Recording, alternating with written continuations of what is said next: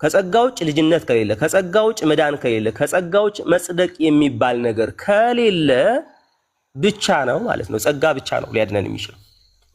ሌላ ነገር ተጨማሪ ነገር በሌለበት አንድ ነገር ብቻ ባለበት ሁለተኛና ሶስተኛ ሌሎች የአማራጭ መንገዶች በሌሉበት ነገር ያንን ነገር ኤግዛክትሊ ብቻ የሚል ነገር የለም ማለት ብቻ አይደለም ማለት አይደለም። አለቀ። ስለዚህ በግልጽ ጉዳይ ምንድነው እያልን ያለነው? እግዚአብሔር ሰውን ያዳነው በጸጋ ብቻ ነው። ከጸጋ ውጪ ሌላ ሰውን እንዲድን አማራጭ መንገዶችን እግዚአብሔር አልሰጠም ማለት ነው። እዚህ ይህንን ነገር በግልጽ በመጽሐፍ ቅዱሳችን እየተቀመጠ ነው። እግዚአብሔር በሌላ መንገድ እሺ ቴንክ ዩ እኔ እኮ እንድጨርስ ዝም ያልኩህ እኮ ያወራሁ ልክ ስለነበረ እኮ አይደለም። ሐሳብ እኔ ሳጨበጭብ ነበር ለአንተ ሐሳብ አሁን ተወሱ ደቂቃ ይሰጠና ጥያቄና መልስ ነው። ቀጥል። ጥያቄና መልስም አይደለም። ሐሳብህን ታፈርሳለህ፣ ሐሳብህን አፈርሳለሁ። አለቀ። አንተ የምታፈርሰው ነገርም ስለሌለህ በእርግጥ አይተናል። በ5 ደቂቃ ልታወራው የምችለው ነገር እንደሌለ የአንዲት ብቻ ይሆንና አንተ ስድቡን ተወውና 3 ደቂቃ አፍርስ። እሺ ምን እንደምታፈርሰው አፍርስ። እሱን ደቂቃውን እሱን እኮ ላፈርስ ነው። እሺ ቆይ አይደለም። አሁን ሰው እንዴት ይቀበለዋል የሚለውን በኋላ እናወራለን። እግዚአብሔር ድህነትን ሲሰጥ ከእግዚአብሔር አንጻር እግዚአብሔር ድህነትን ሲሰጥ ከጸጋ በቀር በሌላ መንገድ ሰጥቷል አልሰጠም? ድህነትን ወደ ሰው ልጆች እንዲደርስ ከጸጋ በቀር በሌላ መንገድ ሰጥቷል አልሰጠም? እኔ እንደዛ ብቻ በሚለው ኮንሰፕት አልስማማም እያልኩኝ እኮ ነው። እግዚአብሔር እኔ ግድ ተስማማ አላልኩም፣ ግን አለ አንድ ነገር ላሳይ። እሺ በሌላ መንገድ አለ እያልኩ ነው። ፍቅር ዮሐንስ 3:16 ማለት ፍቅር ምን ማለት ነው? ፍቅር ማለት ከጸጋ ውጭ ያሳየኝ አልክ። ለምሳሌ ፍቅር አልኩኝ።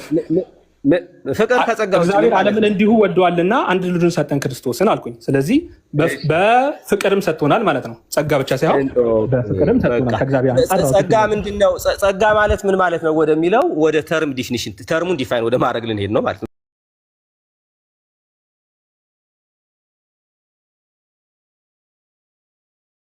ዳንን እንጂ እኛ ስላደረግነው በጽድቅ ስለነበረው ስራ አይደለም ብሎ ከዛ በኋላ ምንድነው የሚለው? ያ መንፈስ በጸጋው ጸድቀን በምኑ ጸድቀን አለ? በጸጋው ጸድቀን በዘላለም ሕይወት ተስፋ ወራሾች እንድንሆን በመድኃኒታችን በኢየሱስ ክርስቶስ ለኛ አትረፍርፎ አፈሰሰው ይላል።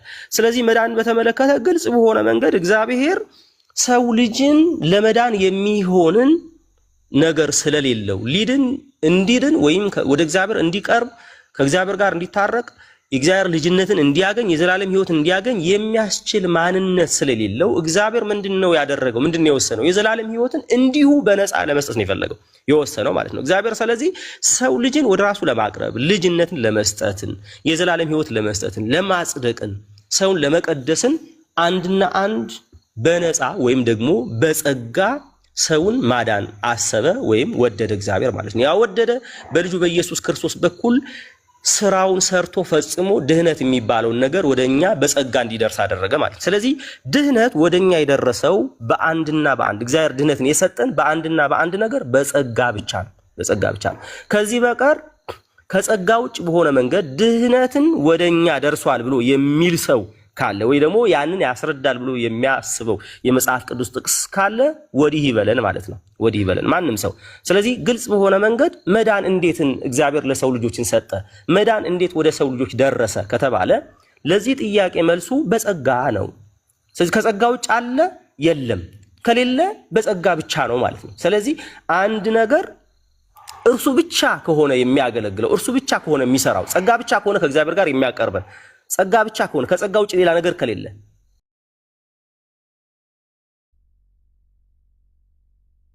አረ ጨምርለት። ሰዓት ጨምር አጥሮበታል። 5 ደቂቃ ይጨምርለት። እኔ ፈቅጄ 5 ደቂቃውን ጨምርለት ይዞ አማን ወደ ራስ 5 ደቂቃ ወደ ራስ 5 ደቂቃ ጀምር። የራስን አማን እሺ አስቀምጥልኝ። ሰዓቱ ጀምር። ልክ ስጀምር እኔ አስቀምጠዋለሁ። ጀምር። እሺ በአብ በወልድ መንፈስ ቅዱስ ስም ጀምራለሁኝ። ሁላችሁም ሰላም ብያለሁኝ። ምንድነው አሁን ሰዓቴን የሚገለው? እኔ አሁን 5 ደቂቃ ራሱ አያስፈልገኝም። በጸጋ ብቻ ብሎ አንድም ሰዓት በጸጋ ብቻ የሚል የመጽሐፍ ቅዱስ ማስረጃ ሳያመጣ ጨረሰው። ከዛም ደግሞ ብቻ የለም ማለት ብቻ ማለት አይደለም ብሎ ራሱን 14 ሰከንድ ሲቀረው ብቻ የለችም ማለት ብቻ አይደለም ብቻ ማለት አይደለም ብሎ ራሱ ዘጋው። እንዴ ሙለታ ታዲያ ከራሱ ጋር እኮ ነው ዲቤት ማድረግ ያለበት። እኔን ራሱ ለምን እዚህ ጋር እንደተቀመጥኩኝ አልገባኝም። ብቻ የሚለውን አሳየን ነው የተባልከው። ድነት በእግዚአብሔር ጸጋ እንደሆነ ግልጽ ነው። እግዚአብሔር ወደኛ መጣ፣ አምላክ ሰው ሆነ። ይህ የክርስትና ትምህርት ነው። ይህንን ትምህርት ደግሞ ሰው አምኖ በማመን ይህንን ጸጋ ይቀበላል። አምኖ የተጠምቆ ወደ ቤተክርስቲያን ይገባል። ካመነም በኋላ ደግሞ ድነቱን ዕለት ዕለት መፈጸም አለበት። ይህ የክርስትና ትምህርት ነው። 5 ደቂቃ ሙሉ ብቻ የሚል ነገር የለም። ግን እኔ ልንገራችሁ የሚል ነገር ጊዜያችንን ያጠፋው በጣም ነው የሚያሳዝነው። እኔ አሁን 4 ደቂቃ ምን ላድርግ ወዳጆቼ? ምን ይሻለኛል? ልዝናና፣ ልተኛ፣ አላቅም። ሌላኛው ሲቀጥል ትምህርቱን እንደማያውቀው ያወቅኩትኝ በፕሮቴስታንት ትምህርት ራሱ ሶላ ግራቲያ ወይ ደግሞ ጸጋ ብቻ ሲነሳ ከጀስቲፊኬሽን አንጻር ብቻ የሚነሳ ሀሳብ መሆኑን አለማወቁ ነው። ሙለታ ግን አምጥቶ ነገረ ድነት ሙሉዊ ጀስቲፊኬሽን እና ግሎሪፊኬሽን ላይ መጥቶ ጠረቀው። ኧረ እባክህ አሁን ጥያቄና መልሱ ላይ የምናየው ይሆናል። እኔ ከዚህ በላይ ማውራት አልችልም። አንድ ጥቅስ እንኳን ብቻ የሚል ተሳየን። ኤፌሶን 2:8 በጸጋ ድናችኋልና ይህም የእናንተ ስራ አይደለም ይላል። ትክክል ነው። በጸጋ ብቻ ድናችኋል ይላል አይልም? አይልም። ከየት መጣ ታዲያ አንተ? በቃ ራስህ ሀሳብ ላይ ያለውን መሄድ ነው። የራስህን አስረዳ የምትሉኝ እኔ የራሴን ማስረዳት አይጠበቅብኝም እኮ እንዴ። እኔ ሊያሳየኝ ነው የገባሁት እኮ። እኔ በጸጋ ምናለው። እግዚአብሔር በጸጋው አዳነን፣ አሜን። ክብር ለእግዚአብሔር ይሁን፣ አሜን። አምላክ ሰው ሆነ፣ አሜን። ብቻ ብቻ ግን የሚል ነገር የለም። ብቻ ብለህ በኋላ ደግሞ እንደገና ሌላ ብቻ ደግሞ አለህ። በነገራችን ላይ አንድ ብቻ አስቀምጠሃል። ምን የሚለው ጸጋ ብቻ። ከዛ ደግሞ ትቆይና እምነት ብቻ ትለናለህ። የትኛው ነው? እምነት ብቻ ነው ትክክል ወይስ ጸጋ ብቻ ነው? ጸጋ ብቻ ብቻ ብሎ እምነት ብቻ አያስኬድም።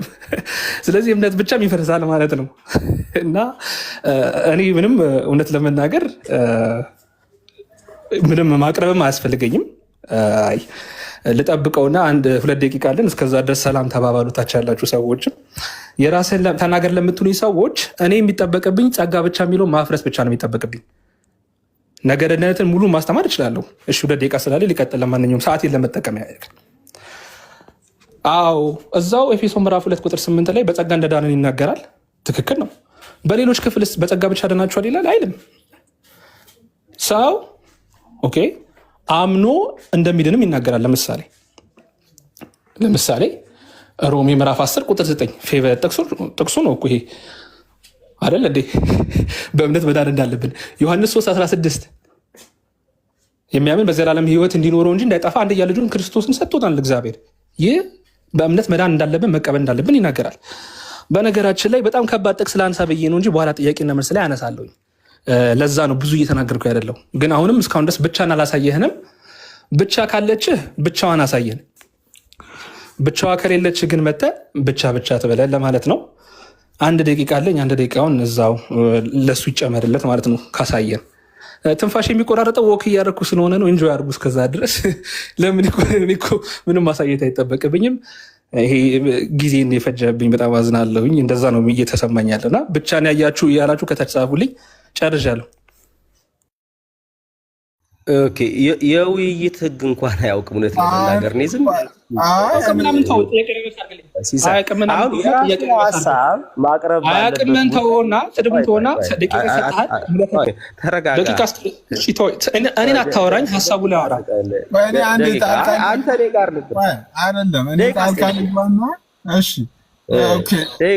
ወደ ሪባትል ሴሽን ትሄዳላችሁ። ደቂቃ ልስጣችሁ ሙሌ ደቂቃ ሰጥ።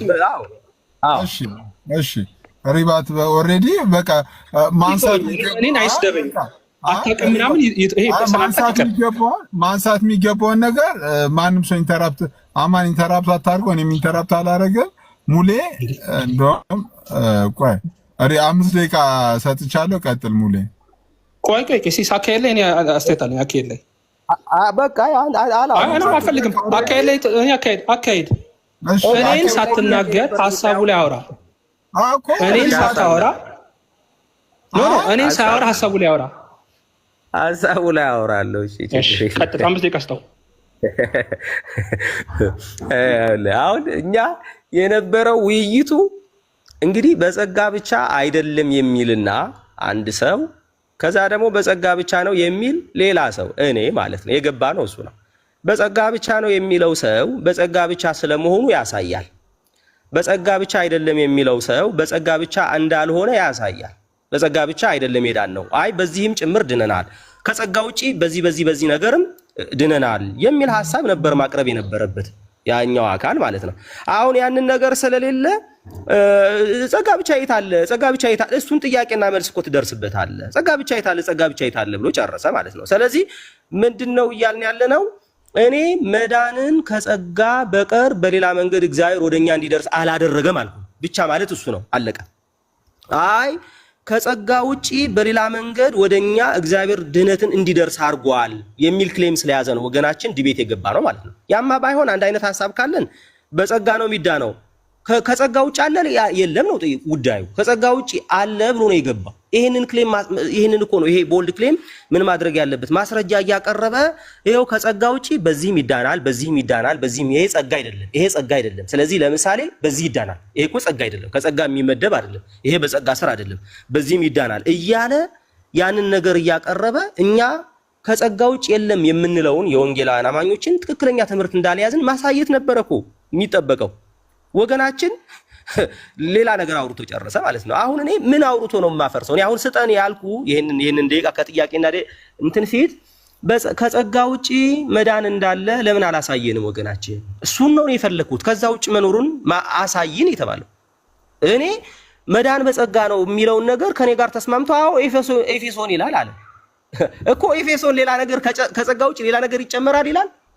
ስለዚህ ኤፌሶን በጸጋ ድናችኋል አለ። ከዛ በጸጋ ድናችኋል ብቻ አይደለም ያለው ባይዘወይ በጸጋ ብቻ ድናች የእግዚአብሔር ስጦታ ነው እንጂ ከናንተ አይደለም አለ። የእግዚአብሔር ስጦታ ነው ድህነት የእግዚአብሔር ስጦታ ነው። ውጪ ጸጋ ማለት እሱ ነው ባይዘወይ ጸጋ ማለት ድህነትን የእግዚአብሔር ስጦታ ነው ማለት ነው። በጸጋ ነው ዳን ነው ማለት ኮንሴፕቱ እግዚአብሔር ድህነትን በነፃ ሰጠን። ቅድም ምን ሄደ ስለ ግሎሪፊኬሽን ነው ያወራው አለ። አላወራሁም። አዎ ግሎሪፊኬሽን ማለት ምን ማለት እንደሆነ ምናልባት ወገናችን ላያውቅ ይችላል እንጂ እኔ ስለ ግሎሪፊኬሽን አላወራሁም። ያወራሁት እኔ ስለ ሳንክቲፊኬሽን ነው።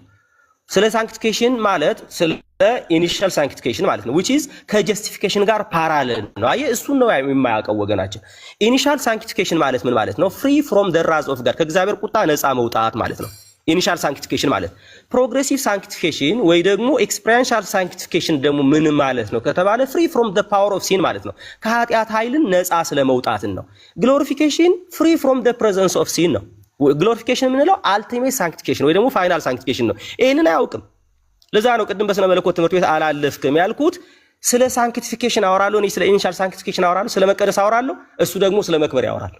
ስለ መቀደስን ከመቼ ወዲያ ነው ኢኒሺያል ሳንክቲፊኬሽንን ከመቼ ወዲያ ነው አልቲሜት ከመቼ ወዲያ ነው ግሎሪፊኬሽን የሆነው? አየህ ግሎሪፊኬሽን ማለት ፍሪ ፍሮም ዘ ፕሬዘንስ ከኃጢአት ህልውና በራሱ ነፃ መውጣት መክበር። እሱ አላወራሁም እኔ ስለ መክበር መቼ አወራሁ? ሲጀመር መክበር ከትንሣኤ በኋላ የሚገኝ ነገር ነው። ስለዚህ አላወራሁም። ያንን ስለማታውቀው ነገር አታውራ። አንተ በግሎሪፊኬሽን እና በኢኒሺያል ሳንክቲፊኬሽን መካከል ያለውን ልዩነት አታውቅም። ብታውቅ ቢሆን ኑሮ እኔ መቀደስን በጸጋ ነው ኦፍ ኮርስ መቀደስን በጸጋ ነው ምን ማለት ነው? በጸጋ ነው ማለት ዕብራውያን ምዕራፍ 10 ላይ በዚህም ፍቃድ የኢየሱስ ክርስቶስ ስጋን በማቅረብ ተቀድሳችኋል አለ። ተቀድሰናል። አሜን ተቀድሰናል። ስለዚህ በክርስቶስ ኢየሱስ ስጋን የተቀደስነው which means በራሳችን አልተቀደስንም ማለት ነው። ምንም ነገር አላደረግንም። ስለዚህ በክርስቶስ ስጋ ተቀድሳችኋል ማለት በነፃ ነው የተቀደስነው። ክርስቶስ አቀረበኛ ተቀደስን አለቀ። which means ጸደቅን ማለት ነው። ተቀደስን የሚለውን ጀስቲፋይ ሆን ወይም ከእግዚአብሔር ቁጣ ነፃ ወጣን ማለት ነው። ሳንክቲፊኬሽን ስለመቀደስ አንስቻለሁ። yes ስለመቀደስ ስለምን ስለ ኢኒሺያል ሳንክቲፊኬሽን ስለ ግሎሪፊኬሽን አውርቻለሁ አላወራሁም። ስለዚህ ኢኒሺያል ግሎሪፊኬሽን የሚል ሐሳብ የት ቦታ የትኛው ጥቅስ እንደተጠቀምኩ የት ቦታ እንዳወራው በኋላ በጥያቄና መልስ ይይዟለሁ። ዞሮ ግን በግልጽ ምንድነው እያልኩ ያለሁት ግልጽ በሆነ መንገድ መዳን በጸጋ ነው። ከጸጋ ውጪ የለም። ከጸጋ ውጪ የለም። አለ ካለ እሱ ነው ማምጣት ያለበት። ከጸጋ ውጪ ጸጋ ከሚባለው ነገር ውጪ በዚህ መንገድ እግዚአብሔር ድነትን ወደኛ አምጥቷል የሚል ነገር ማቅረብ ነው እንጂ ያለበት ወገናችን። ከዛ ባለፈ አይ ብቻ ናምጣልኝ እሱ ጥያቄና መልስ ላይ አመጣልሃለሁ እናወራለን እዛ ላይ። ስለዚህ በግልጽ ጉዳይ እያወራን ያለ ነው። እግዚአብሔር ሰውን ያዳነው በጸጋ ነው። ቴንክ ዩ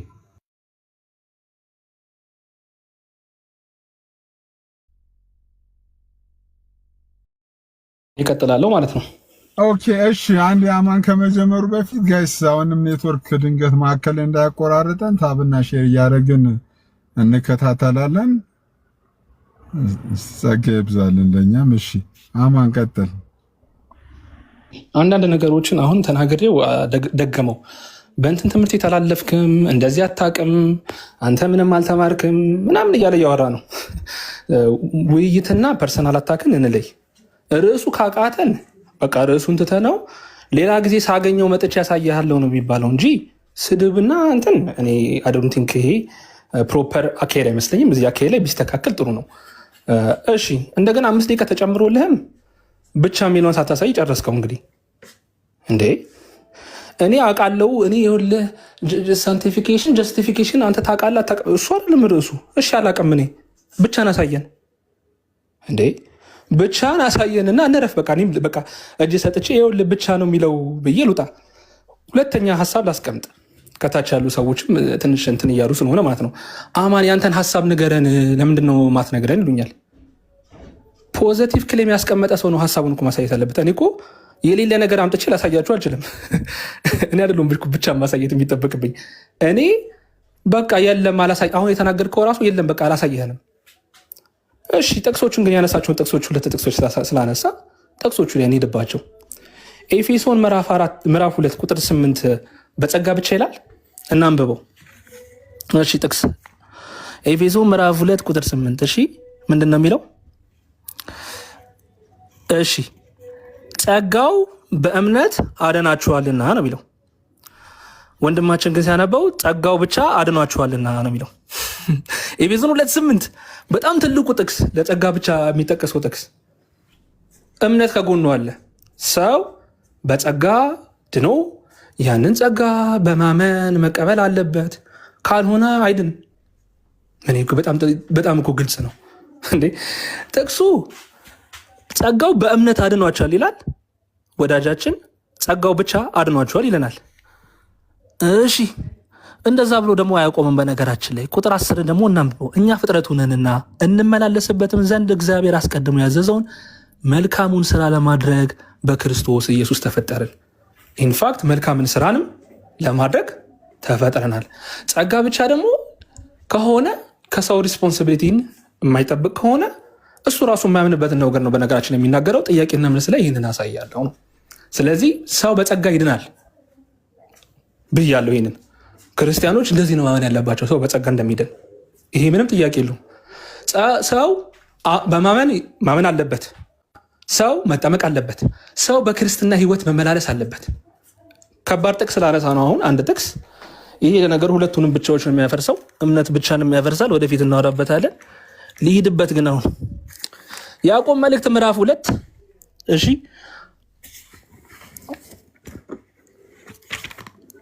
24 ሰው በእምነት ብቻ ሳይሆን ይላል በስራ እንዲጸድቅ ታያላችሁ። ጽድቅ ላይ ምን ነበር ሲል የነበረው ወዳጃችን?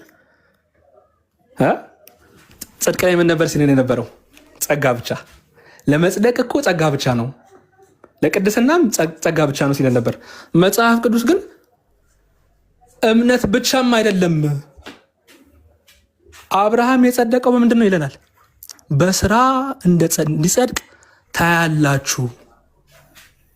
እኔ አይደለሁም መጽሐፍ ቅዱሱ ነው። እንግዲህ ብቻን እንኳን ያስወረደው ይህ ጥቅስ ነው። እኔ አይደለሁም። ያዕቆብ የማይለውን ወዳጃችን ብቻ ሲለን ቆርጦ ኖ በእምነት ብቻ ሳይሆን በስራ እንዲጸድቅ ታያለ።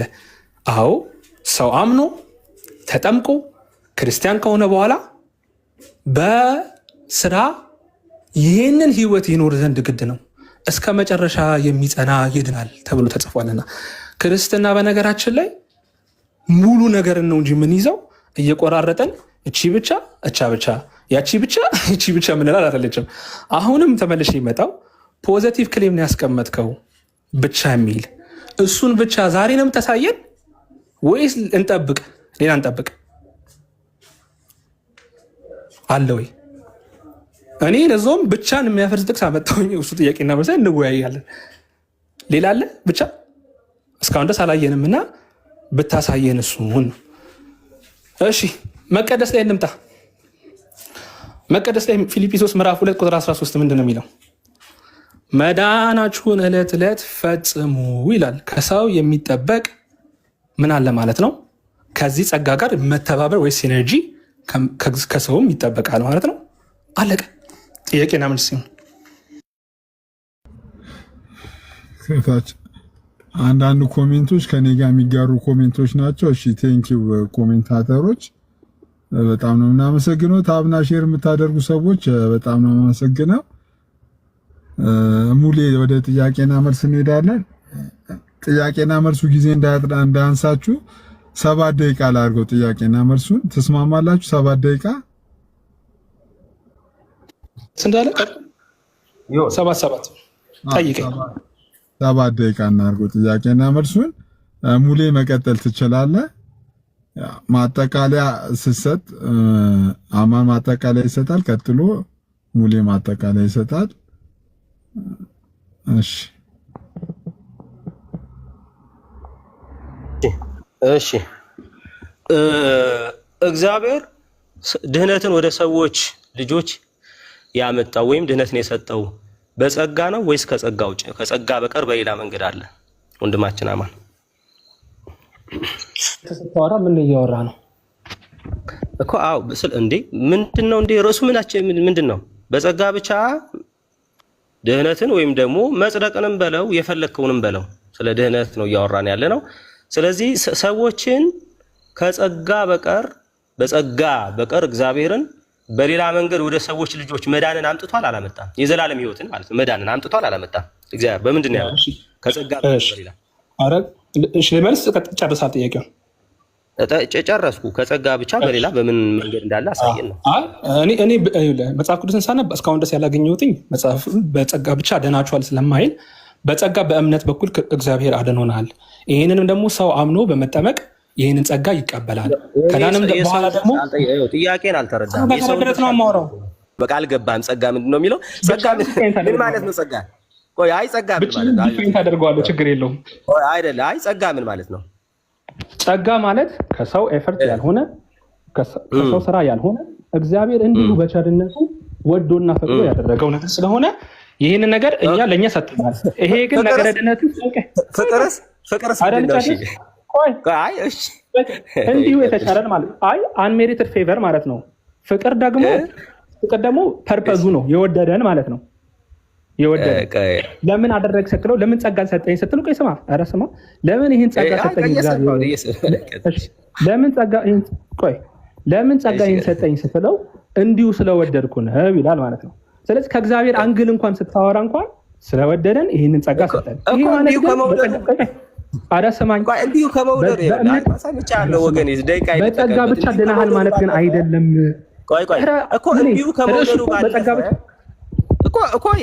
እንዲሁ ከመውደዱ ባለፈ እግዚአብሔር በሌላ መንገድ ያዳነበት እንትን አለ ወይ ነው? አንተ ራስህ ዲፋይን ባረከው ተርም መሰረት እግዚአብሔር ስላለ ነው። መጽሐፍ ቅዱስ ላይ ይኸውልህ በእምነትም አድኖናል። ቆይ ጸጋው በእምነት አድኗቸዋል ነው የሚለው። ወዳጄ ይኸውልህ እሱ እምነት ካንተ የሚጠበቅ ነው። እኔ እግዚአብሔርን ድህነትን ወደ አንተ ሲያመጣ ከጸጋ በቀር በሌላ መንገድ አምጥቷል ሰጥቷል አልሰጠም። ፍቅር ብለኸኛል። ፍቅር ኦልሬዲ እሱ ጸጋውን የሰጠበት እግዚአብሔር ቸርነትን ማሳየቻል። ቆይ እኔ ጥያቄው ምን ነበር? ውይይቱ ሰው ለመዳን የእግዚአብሔር ቸርነት ይለኛል። አይ እኮ መልስልኝ። እሺ መልስልኝ። የእግዚአብሔር ቸርነት ሰዎች እንዲገነዘቡት ነው። ሰው ለመዳን የእግዚአብሔር ጸጋ ብቻ ነው አለ። እኔ ደግሞ ነው በጸጋ ድነናል እንጂ የእግዚአብሔር ጸጋ ብቻ አይደለም ነው ርዕሱ። ስለዚህ በእምነትም ድነናል። ጸጋው በእምነት አድኖናል። አልገባህም? እምነት እግዚአብሔር እምነት የእግዚአብሔር ስጦታ ነው ብለህ ታምናለህ? እምነት የእግዚአብሔር ስጦታ ነው። እምነት እግዚአብሔር ነው የሚሰጥህ።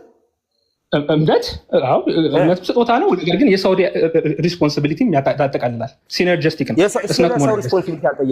ስለ ሰው ሪስፖንሲቢሊቲ አልጠየኩም። እግዚአብሔር እኮ እየጠየኩ ያለሁት እግዚአብሔር ድህነትን ወደ አንተ ሲያመጣ ከጸጋ በቀር በሌላ መንገድ አምጥቷል አላመጣም? በለኝ መጀመሪያ። እሱ አይደለም በለማ ርዕሱ እኮ መዳን በጸጋ ብቻ ነው አይደለም? እሱ ነው ወገኔ። ዝም አግድ የለም መልስ። እሱ ነው። እንዴት መጀመሪያ ኢኒሼት ያደረገው ፍቅር ነው። ኢኒሼት ያደረገው እንዴት አይደለም? ራሳችን በዛ እንስማማ። በቃ ሌላ ጥያቄ እንዳልጠይቅ ሁሉ አደረከኝ። ርዕስ ቀየርክ። ርዕስ ቀየርክ። ርዕስ ቀየርክ። ኦይ ወይ ምኑን ነው የስ ነው የምለው የምትመልስልኝ? እግዚአብሔር ድህነትን ወደኛ ሲያመጣ በጸጋ ብቻ ነው? አይ በጸጋ ብቻ አይደለም በሌላ መንገድ ነው ብለህ ንገረኝና በቃ እቺን መልስልኝ። አለቀ። እሺ ርዕሱ መዳን በጸጋ ብቻ ነው አይደለም ነበር ርዕሱ። አሁን ቀየርክና መጀመሪያ እግዚአብሔር ሲያነሳሳው ድህነት የማን ነው? ድህነት ከእግዚአብሔር የተሰጠ ለሰዎች ደግሞ እንዲቀበሉት የተሰጠ ነገር ነው። ሙሉ ነው ድህነት የሚቀበለው ነው። ግማሽ አልቀበልም። የእግዚአብሔር ብቻ ነው አልኩኝ እንዴ? ድህነት ለሰው ልጆች የተሰጠ ስጦታ ነው። ስጦታውም ደግሞ መቀበል አለባቸው። እሺ ሌላ ጥያቄ ልጠይቀው ወገኔ። ሌላ ጥያቄ ይሄንን አልመለስከውም። እኔ ሌላ ጥያቄ እንዲሁ ጠይቅ ይሻለኛል። እሺ ድህነትን ከጸጋ በቀር በሌላ መንገድ ነው ብሎ የሚያሳይ ጥቅስ ብለህ የጠቀስከውን ጥቅስ እስኪ አምጣ። የትኛው ጥቅስ ነበረ? ከጸጋ ውጪ በሌላ መንገድ ነው ብለህ የጠቀስከው ጸጋን ብቻ ይቃረናል ብለህ የጠቀስከው ጥቅስ? እኔ ጥቅስ አልጠቀስኩም። የጠቀስከውን ጥቅስ ነው ያነበብኩትኝ። ኤፌሶን 2:8 ጠቅሰህ ነበረ። ድገመው ግድ የለም። አይ ኤፌሶን 2:8 ጠቀስክና በጸጋ ብቻ አድናችኋል ይላል አልክና፣ እኔ ደግሞ አይ ጸጋው በእምነት አድናችኋል ነው የሚለው አልኩኝና ሞገትኩ እኮ። ብቻ የሚል ነገር የለም ብለህ እንዲሁም ብለህ የጠቀስከው ጥቅስ የለም። ስድን የፈለከው አንተ የጠቀስከው የለም ወይ ነው የጠየቅኩ እኔ። አይ 2:8 እና 2:10 ነው የጠቀስኩት። ያዕቆብ መልእክት ላይ ሄጃለሁ። ያዕቆብ መልእክት ተማሩ ፈልገን አልገባኝም። ኤፌሶን ምዕራፍ 2 ቁጥር 8 ነው በጸጋ ብቻ ያፈርሳል ብለህ የጠቀስከው ጥቅስ? አይ ያዕቆብን። እሺ አይ በጸጋ ብቻማ 30 ሰከንድ አለው። ቆይ አታቋርጥ። ይቅርታ አታቋርጥ። ቀጥል ሙሌ። ይቅርታ አልሰማሁህም። ቀጥል እኮ በጸጋ ብቻ አይደለም እንዲሁም ብለህ ለማፍረስ የጠቀስከው ጥቅስ የለም። 8 እዛው ላይ እምነትን ያስቀምጣል አልኩኝ። እንዲሁም ደግሞ ሰው በእምነት ብቻ ሳይሆን በስራው እንዲጸድቅ ደግሞ እናያለን። ያዕቆብ መልእክትን ጠቅሻለሁ። አዎ ያዕቆብን ጠቅሻለሁ። ያዕቆብ እግዚአብሔር በጸጋ አላዳነንም ብሎ ያለ አንድ ስኮላር ወይ አንድ ቸርች ፋዘር አምጣልኝ። አይ በጸጋ አላዳነንም። ሰዓት አልቋል። ለነገሩ ለሌላ መልሼ ልጨርስ። ሰዓት ያልቃ ልመልስለት። እሺ ይመልስ።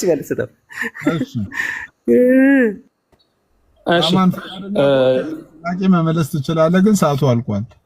ፍቃደኛ ወደ ጥያቄ ልግባ። እሺ 7 ደቂቃ ላስቀምጥልህ። እሺ አማን ቀጥል። እሺ ጥያቄ የመጀመሪያው ጥያቄ እግዚአብሔር በጸጋ ብቻ አድኖናል ብለህ ታምናለህ? በደንብ በጸጋ ብቻ የሚል ጥቅስ አለ? የለም። በጸጋ ብቻ እንደሆነ የሚያሳይ ኮንሴፕት አለ መጽሐፍ ቅዱስ። ኮንሰፕት አላልኩም እኔ። በጸጋ ብቻ የሚል ጥቅስ አለ? የለም። ኤግዛክት ወርድ ፋላሲ ነው። ብቻ የሚል ነገር አምጣ ከመጽሐፍ ቅዱስ። አንድ ጥቅስ ስጠን። አንድ ብቻ አልሰጥህም፣ ብዙ እሰጥሃለሁ። አንድ የጠቀስኩ የፈቀድኩልህ አንድ ነው። አንድ ነው የምፈልገው። ብቻ የሚለውን ታሳየና ጥቀስ እኮ። እየነገርኩህ እኮ ነው። ይኸውልህ በጸጋ የሚለው ኤፌሶን፣ ለምሳሌ አሁን አንተ ቅድም የጠቀስከውን ኤፌሶን ምዕራፍ 2 ከቁጥር 5 ጀምሮ እግዚአብሔር በጸጋ አዳነን ይላል አይልም? በጸጋ አዳነን ይላል። በጸጋ ብቻ አዳነን ይላል። ብቻ የግድ መኖር የለበትም አልኩህ እኮ ብራዘር። ቃሉ ሳይኖር ብዙ ዶክትሪን ያመንነው ዋና ዶግማ አድርገን የተቀበልነው ትምህርት አለ ብዙ። እሺ ስለዚህ ብቻ የሚል የለውም፣ ግን ተቀበሉ እያልከን ነው። መኖር ብቻ የሚል ሀሳብ አለ። ብቻ የሚል ሀሳብ አለ የለም ብለህ ጠይቀኝ፣ አስረዳለሁ። ሀሳብ አለ። እሺ ሀሳቡ ያንተን ሀሳብ መስማት ፈልጋል። ልቀጥል ወደ ሌላ ጥያቄ። ኤፌሶን 2:8 ላይ ብቻ የሚል እሺ የለም እኮ አልከኝ። ብቻ መኖር የለበትም ግዴታ አልከኝ። አሳያለሁ አልኩ። የለም ቃሉ ጠያቂ ነኝ ሙሌ፣ ጠያቂ ነኝ። 2:8 ላይ ጸጋ ብቻ ነው የተጠቀሰው? አዎ ጸጋ ነው የተጠቀሰው። ከእግዚአብሔር በኩል ጸጋ ነው የተጠቀሰው። እባክህ የጠቀስኩት ያልኩህ 2:8 ላይ በጸጋ ብቻ አድናችኋል የሚለው እኮ እግዚአብሔር በጸጋ እንዳዳንን የተጠቀሰው አልኩ። ኧረ እባክህን 2:8 አላንብብልህና እኔ አንጻር ምን አላልኩም ያልኩትኝ በድነት ጉዳይ ላይ እግዚአብሔር ከማን አንጻር ከምን አንጻር እንድትመልስ አትፈልግም ወይስ ከኛ አንጻር ነው የምልህ? ጸጋ ብቻ ይላል 2:8 ወይ ይላል? በጸጋ ነው እኮ በጸጋ ነው አልኩ እኮ። በጸጋ ነው ማለት ኦልሬዲ ከጸጋ ውጭ ሌላ ነገር የለም፣ የጨመረው ነገር የለም። ጸጋው በእምነት አድኗቸዋል ማለት ጸጋው በጸጋ ብቻ አድኗቸዋል ማለት ነው። እምነት ከኛ የሚጠበቅ ነገር ነው እንጂ ከእግዚአብሔር የሚጠበቅ ነገር አይደለም። እግዚአብሔር አይደለም የሚያምንልኝ ባይዘው። እሺ፣ ስለዚህ ከአንተ የሚጠበቅ ነገር አለ ለመዳን? ኦፍኮርስ እንዴ እግዚአብሔር ጸጋን ሰጠኝ፣ በጸጋ ድነትን ሰጠኝ። ያንን ደግሞ መቀበል አለብኝ። እኔ ጸጋውን የምቀበልበት መንገድ ነው። አለቀ። በምን የምትቀበለው? በእምነት እቀበለዋለሁ ጸጋውን። ስለዚህ ለመዳን እምነት ያስፈልጋል። ጸጋውን ለመቀበል ለመዳን እምነት ያስፈልጋል እኮ። በጸጋ የተሰጠኝ ድህነት ለመቀበል እምነት ያስፈልጋል። እሺ፣ ለመዳን ጥያቄን ስማ፣ የኔን ጥያቄ አትቀይርብኝ። ለመዳን እምነት ያስፈልጋል አያስፈልግም? ያስፈልጋል ላያስፈልግም? ወዳጅ እየነገርኩህ እኮ ነው። አሁን ውይይታችን ስለ ጸጋ ብቻ ነው። በጸጋ ነው እግዚአብሔር ያዳነን፣ ከጸጋ ውጭ አላለም። ከጸጋ ውጭ አለ። ኧረ እባክህ ያስፈልጋል አያስፈልግም በለኝ። እምነት ያስፈልጋል አያስፈልግም ለመዳን? እየነገርኩህ እኮ ነው። ንገረኝ። ያስፈልጋል ወይ አያስፈልግም ብቻ በለኝ። እሺ ልመልስልህና ስማኝ። እግዚአብሔር እንደሰማራለሁ።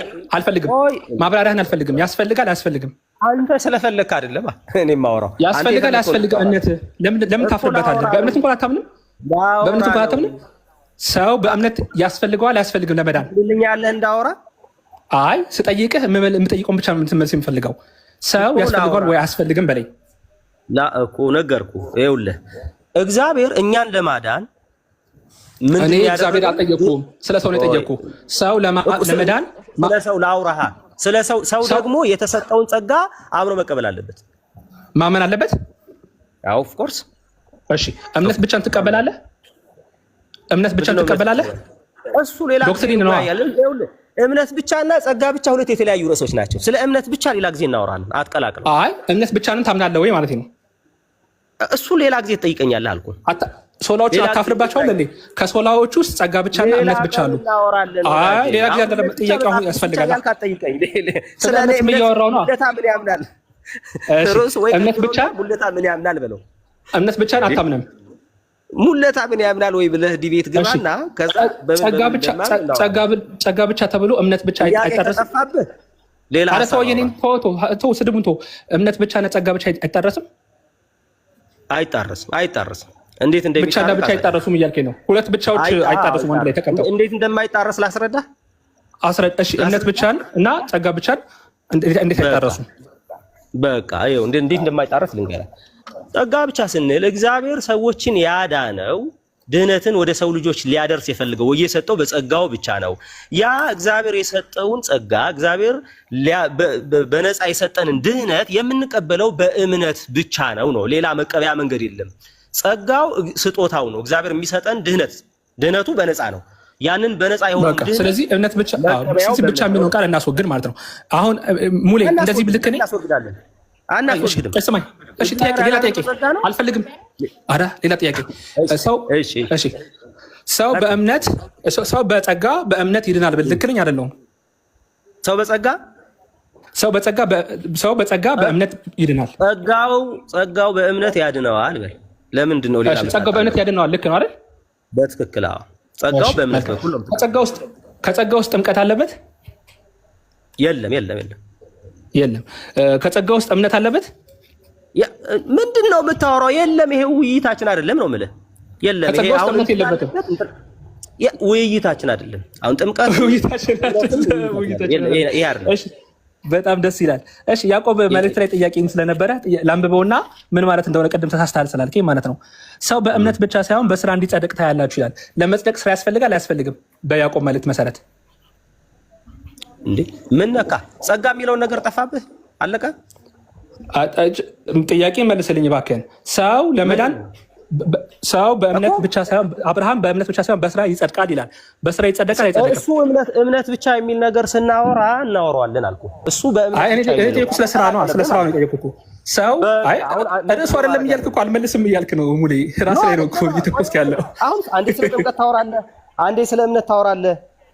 እኔ ጋር ሁሉም የተያያዙ ናቸው፣ ነገረ ድነት ውስጥ ያሉ ናቸው። አንተ ጋር ብቻ ናቸው። እሺ ቆይ ሰው በስራ ይጸድቃል? አይጸድቅም። በስራ አይጸድቅም። እሺ ያዕቆብ ግን ሰው በስራ እንዲጸድቅ ታያለህ ይላል። ያዕቆብ ግን በስራ እንዲጸድቅ ታያለህ ይላል። ተሳስቷል? ጥያቄህን ጨረስ። ከፈለክ ግን ላብራራለህ። ጥያቄውን ልመልስ። ተሳስቷል ወይ ያዕቆብ? ደቂቃ አልቋል። ፈቃደኛ ከሆነ አንተ ነህ ሳሳትከው።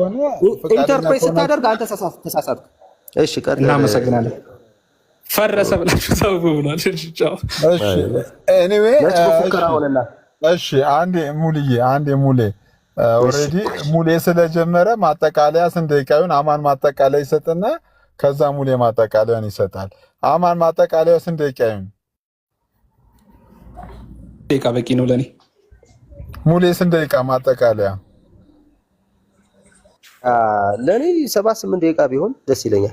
እኔ ስብከት ለመስማት አልተቀመጥኩም። ውይይቱ ራሱ አንተ የምታወራው ነገር ስለሌለ አማን በአንድ ደቂቃ በሁለት ደቂቃ እኔ ያንተን ስብከት መስማት የምንችለው 2 ደቂቃ በቂ ነው። 2 ደቂቃ የሚባል የውይይት ማጠቃለያ ደምረን ለሁለት አካፍለን አቬሬጁን 4 ደቂቃ ማጠቃለያ 4 ደቂቃ ማጠቃለያ። እሺ ምን ሆነ ነው 4 ደቂቃ ራሱ ብዙ ነው። 7 ደቂቃ አድርግልን። አትሊስት አልፈልግም። እኔ ካንተ ጋር 7 ደቂቃ አላወራም። ያንተን እኔ አልሰማም። በቃ ገጥመሃል። እንግዲህ እኮ ግጥም አይደለም ጥያቄና መልስ ነበር መመለስ የነበረበት። ገጥመሃል ይላል። ማጠቃለያ እኮ ስብከት ነው።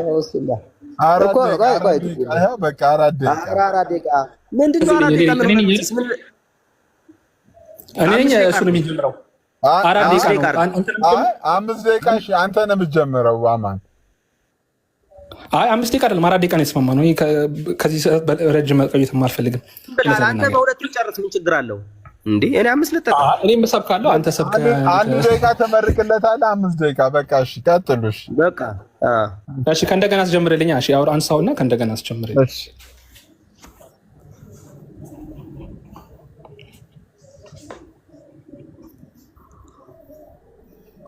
ይሄ አማን ይጀምር። እሺ መልካም። እሺ ችግር የለም። እሺ ውይይታችን ርዕሱ መዳን በጸጋ ብቻ ነው አይደለም ነበር ውይይታችን። ኦኬ። ስለዚህ መዳን በጸጋ ብቻ የሚል ጥቅስ የለም። ትምህርቱ እንዳለ ፈረሰ። ኦኬ። ስለዚህ የሌለ ነገር በግድ አሳዩን፣ በግድ ይውልን አልክና የማይሆን ጥቅስ ጠቀስክ። ጥቅሱ ራሱ ኤፌሶን 2:8 ላይ መዳን በጸጋ በእምነት አድኗችኋል ብሎ በጸጋ ብቻ አላለም። ስለዚህ አላሳየህንም። 10 ደቂቃ ተወያየን። ጥያቄና መልሱን ያወራ ከእንትን አንጻር ከዚህ አንጻር ለማለት ሞከርክ። ነገረ ድነት ግን በመላት ነው መረዳት ያለብን። እሺ ሰው እንዴት ይድናል? እንዴት ይድናል ሲባል ኢኒሼት ያደረገው እግዚአብሔር ነው። ይሄ ምንም ጥያቄ የለውም። በእግዚአብሔር ጸጋ ነው የዳን ነው። ጸጋው ግን በእምነት አድኖናል እንላለን። ሰው አምኖ ሲጠመቅ ልጅነትን ያገኛል። ወደ እግዚአብሔር ቤት ምን ያደርጋል? ወደ እግዚአብሔር አካልነት፣ ወደ ክርስቶስ አካልነት ይገባል። በዚህ ብቻ ግን አይደለም ድነት፣ ይህንንም ደግሞ ዕለት ዕለት መኖር አለበት። ፊልጵስዩስ ምዕራፍ 2 ቁጥር 13 ላይ እንዲሁም ደግሞ በስራ ያዕቆብ እንደሚናገረው ይህንን ያገኘነውን በጸጋ የተቀበልነውን ክርስትናን ዕለት ዕለት በስራ እንድንጸድቅ ይነግረናል። ሰው በእምነት ብቻ ሳይሆን በስራ እንዲጸድቅ ታያለ ብሎ ያዕቆብ መልእክት ላይ 2:24 ላይ ያስቀምጣል። ስለዚህ ድነትን ስንረዳው እኛ በሁሉም ነው እንጂ የምንረዳው እየቆራረጥን እንዲህ ብቻ እንዲያ ብቻ አንልም። ሁለተኛ እምነት ብቻና ጸጋ ብቻ ብለህ ወዲያው ደግሞ እምነት ብቻ፣ ይሄ ራሱ ብቻ አይሶሌት የሚያደርግ ቃል ነው። ብቻ የሚለይ ቃል ነው። ኦኬ ብቻ የሚለይ ቃል። ብቻ ካልኩኝ ሌላ ነገር ሳይጨመር ሌላ ነገር ሳይደረብ ማለት ነው። ከዛ እምነት ብቻ ይልህና ይመጣና ደግሞ ትንሽ ቆይቶ ጸጋ ብቻ ይልሃል። አንድ ላይ ለምንድን ነው መወያየት ያልፈለገው? ቅድም አንድ ላይ ከተወያየማ ይፈርሳል። አንዱ ሁለቱን እኮ ይዘህ እኩል መወያየት አትችልም። ወይ ይሄን ትለኛለህ ወይ ያን ትለኛለህ። አይ ይሄንንም ሌላ ጊዜ ነው መወያየው ነው የምትለው። ስለዚህ ጸጋ ብቻ እምነት ብቻ ብለህ ብቻ ብቻ ብቻ እያደረግህ አትቀጥልም። ደራርበህ ደግሞ ብቻዎችን ከሰበሰብካቸው ብቻውን አስወግድና ጸጋ፣ እምነት፣ ጥምቀት፣ መልካም ስራ እያልክ ማስቀመጥ ነው እንጂ ያለብህ ብቻ እያልክ እየቆራረጥክ አታስቀምጣቸው። ለሰውም የድነትን ትምህርት ያዛባል። ይሄ ትምህርት ብዙ ሰዎች ነገር ውስጥ ይከታል። ሌላኛው መጽሐፍ ቅዱስ ብቻ ደግሞ ይመጣና የሆነ ሰዓት ላይ መጽሐፍ ቅዱስ ብቻ ብሎ የሚያምን አማኝ አንድ ጥቅስ እንዴት አያቀርብም? ውይይቱ ላይ ብቻን ያያችሁ አላችሁ? ብቻን ያያችሁ የለም። ብቻን አላየንም። መጽሐፍ ቅዱስ እንደዛ ላይ አያስቀምጥም። ብቻ የሚል የለም። ብቻን ማሳየትም አትችልም። ስለዚህ አታድክሙን ማለት ነው። ሙሉ 10 ደቂቃ ብቻን ስንጠብቅ ብቻ የሚል የለም፣ ግን ብቻ ተቀበሉ እንዴ። እኛ እኮ መጽሐፍ ቅዱስን የምናምን ሰዎች ነን፣ ክርስቲያኖች እኮ ነን። ካላሳየህን ለምንድን ነው የምናምንህ? አናምንህም። መጽሐፍ ቅዱስን አምጥተህ ካላሳየህን አናምንህም። ከአባቶች ትምህርት አምጥተህ ካላሳየህን አናምንህም ማለት ነው።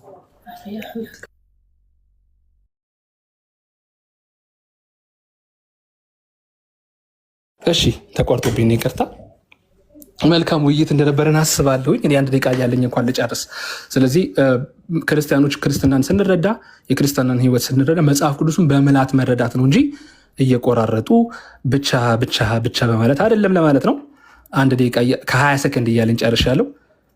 መልካም ውይይት እንደነበረን አስባለሁ። ሁላችሁም እግዚአብሔር እንግዲህ ወደ ትክክለኛው መንገድ እንግዲህ ወደ ትክክለኛው ትምህርት ይምራችሁ። ጨረስኩ።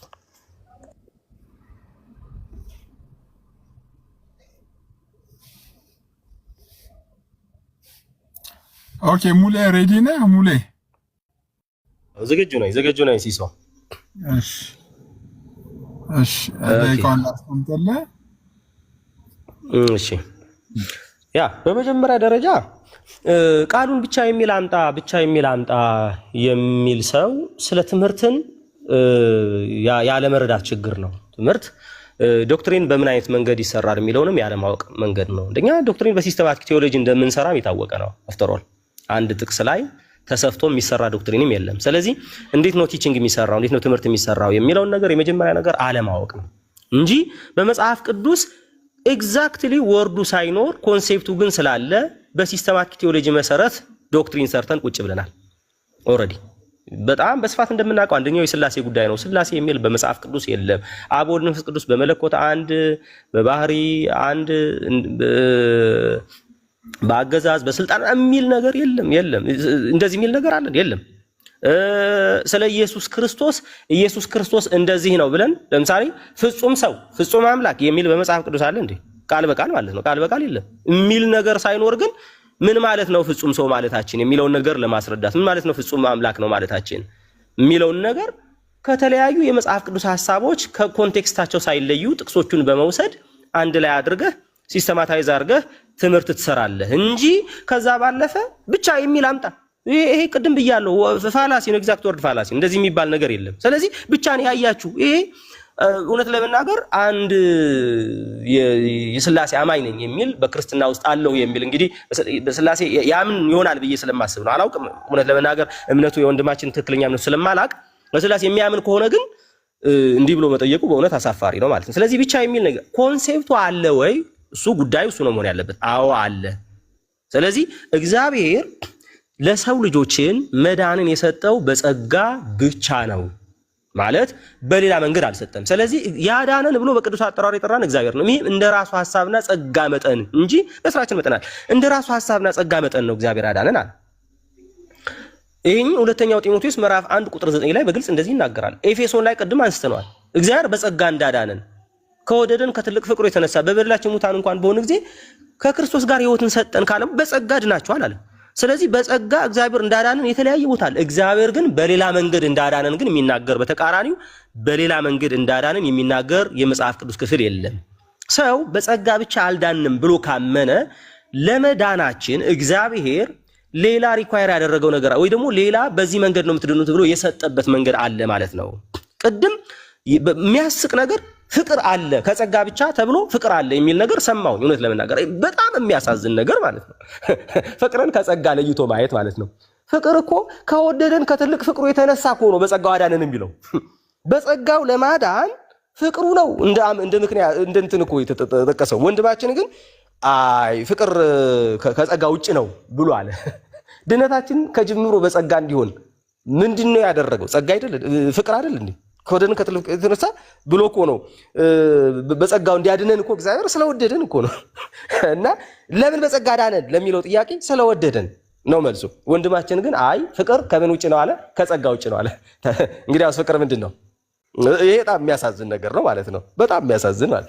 ስለዚህ በቀጥታ እግዚአብሔር ለሰው ልጆች ያዳነው በመጽሐፍ ቅዱስ እንግዲህ መጽሐፍ ቅዱስን በምልአት መረዳት ከዛኛው ቤት የተኮረጀች ጥቅስ ናት፣ አነጋገር ናትና መጽሐፍ ቅዱስን በምልአት መረዳት ማለት ምን ማለት ነው? መጽሐፍ ቅዱስ በእውነቱ መጽሐፍ ቅዱስ በምልአት መረዳትን ማለት መጽሐፍ ቅዱስ የሚለውን ነገር መተው ነው። ዝም ብሎ መተው መጨፍለቅ ማለት ነው። መጽሐፍ ቅዱስን በምልአት መረዳት ማለት ኦልሬዲ እግዚአብሔር ጸጋ አዳናችሁ የሚለውን ሌላ ቦታ የሚጣረስ ሲመስልህ አምጥተህ አይ ይሄ ስላለ ለማስታረቅ ብለህ ይሄኛውን ጥቅስ መሰረዝ ማለት እግዚአብሔር ጸጋ አዳነን አለ። አፍተሮል አሜን ማለት ነው ያለብን። ባይዘወይ እግዚአብሔር የረዳው ሰው እግዚአብሔር የደረሰለት ሰው እንደ ወንጌላዊ አማኝ የሆነ ወይ ደግሞ እግዚአብሔርን ወዶኛል ብሎ እንደሚያምን ሰው በጸጋ ድነሃል ሲባል አሜን ነው ማለት ያለበት። አራራራ አይደለም በጸጋ አልዳንኩም ብለህ አሮ ነው እንግዲህ። ስለዚህ በግልጽ ጉዳይ ምንድነው እያልን ያለን? መጽሐፍ ቅዱሳችን እግዚአብሔር ጸጋ አድኖናል ይላል። ከጸጋ ውጭ በሌላ መንገድ እንዳዳነን መጽሐፍ ቅዱሳችን አይነግረንም። አሜን ብለናል። እኛ ደግሞ ክብር ለእግዚአብሔር ይሁን። ዳስ ዋይ እኛ አማኞች ነን የምንለው። እኛ አማኞች ነን። ወንጌላዊ አማኝ ነው። በምን ድኛለሁ ብሎ ያምናል? በጸጋ ብቻ ድኛለሁ ብሎ ያምናል። ከዚህ ባለፈ አይ ማየት አለብኝ መዳሰስ አለብኝ የሚለውን ነገር በቃ እምነት ምን ማለት እንደሆነ እኛ ጋር አለ። ክብር ለእግዚአብሔር ይሁን። በጸጋ ብቻ ላዳነን ለእግዚአብሔር ክብር ይሁን። እግዚአብሔርን እናመሰግናለን። ተባረኩ። ኦኬ ቴንኪ ሁለታችሁንም እጅግ አድርገን እናመሰግናለን። እሺ ሁለታችሁንም እንደዚህ በጨዋነት ያምራል። አይ ውይይታችሁ በጣም ያምራል። መደማመጥ ነበር፣ መከባበር ነበር። ያው የበለጠ የሚስተካከሉ ነገሮችን እያስተካከልን እንቀጥላለን። እኔ ፐርሰናሊ በጣም ደስ ብሎኛል። አማንዬ አመሰግናለሁ። ሙሌንም አመሰግናለሁ። እናመሰግናለን ሲስ። አሁን ግን በነፃነት ማውራት እንችላለን እና ከሙሌ ጋር ውይይቱ አልቋል። ሙሌ ከታች አንዳንድ ሰላም ነዋ። ፍቅሩሻ ምን ይላል? ጠራችሁኝ ይላል። ፍቅር ብቻ እያለ ነው። ፍቅር ብቻ አለ። ፍቅር ብቻ። አይ ስድስተኛ ሶላ እኮ ጨመርክ። ስድስተኛ ሶላ ምን አልኩኝ መሰለ ሙሌ? ስድብ ብቻ አልኩትኝ። ስድስተኛውን ሶላ ስትሰድበኝ የሆነ ሰዓት ይህ ልጅ ስድብ ብቻ ነው እንደ ያለው አልተባርክም አልከኝ። ስድቡን ልንገር የነገርከኝ ሙሌ። እኔ አንድ አልሰደብኩም። የሰደብኩኝ ልንገር ትምህርት አልተማርክም አልከኝ። እሺ የራሱን ትምህርት እንኳን አያውቅም ነበር ድሮ አልከኝ። እሺ አልኩኝ። እንትን ደግሞ አልከኝ ቴዎሎጂ ትምህርት ቤት አላለፍክም አልከኝ። እንዴ እኔ ይሄ ልጅ ውይይቱን ትቶ ስድብ ብቻ ጀመረ እንደ አምስተኛ ሶላ ብዬ ጨረስኩ ማለት ነው። እና ችግር የለውም አለመስማማት እኮ ይቻላል። እኔ ግዴታ አንተን ማመን የለብኝም፣ አንተም የኔን ማመን የለብህማ። ግን ሀሳቡ ላይ ሌላ ጊዜ እናወራ ለማለት ነው። ባይሆንም ሀሳብ ስትካላችሁኝ ሲመስል አማንም በቃ በጥርፊያ የገባችሁ ይመስለኛል። ሌላ ቀን የበለጠ ተዘጋጅታችሁ በዚህ እንትን ጸጋ ብቻ በሚለው ነገር ድጋሚ ውይይት ብገቡ ደስ ይለኛል። እኔ ትንሽ እንትን ያለ ይመስለኛል ነው። ሌሎችም እስቲ አክሊሻ እንኳን ደህና መጣ። ቆይ አይቀር ብሎ ታዝኖማ ብሎ ከተረዳ ሶሪ ይቅርታ ልለው ፈልጌ ነው። ማለት እንዲሁም ስድብ ነው ብለህ ካሰብክ ችግር የለውም። እኔ ስድብ ለምጃለሁ፣ እንዳትቸገር። ከታችን በደንብ ተጠረግርጌያለሁ እና እንዳታስብ፣ ቀጥል፣ ችግር የለም። በስድብ አንግል አይደለም የተረዳሁት። በቃ ይቅርታ። ግን ዞሮ ስድብ ነው። አንተ ጋር ስድብ ሆኖ ኢንተርፕሬት ከተደረገ ሶሪ። አይ ስድብ ነው አይደለም በሚለው አልከራከርም። አሁን ቤት ችግር የለም። በቃ ይቅርታ ነው የሚመጣው። በቃ ችግር የለም። ይቀጥሉ ሰዎች ሌሎች ሀሳባቸውና ይቀጥሉ። ችግር የለም። ወይ አክሊልሻ ፓፓ አዴ የሆነ ቦታ ላይ ዞር ብለን ስንመለስ ጸጋ ብቻ በሚለው ዲቤት ተጀመረ። ምንድነው? አንዴ ቆይ አሁን የአማን ጸጋ ብቻ ፍቅር ብቻ የት እምነት ነው? አንዴ ላወራ። አማን አክቹዋሊ ፍቅር ብቻ አላለም። እንትን ነው ምንድነው?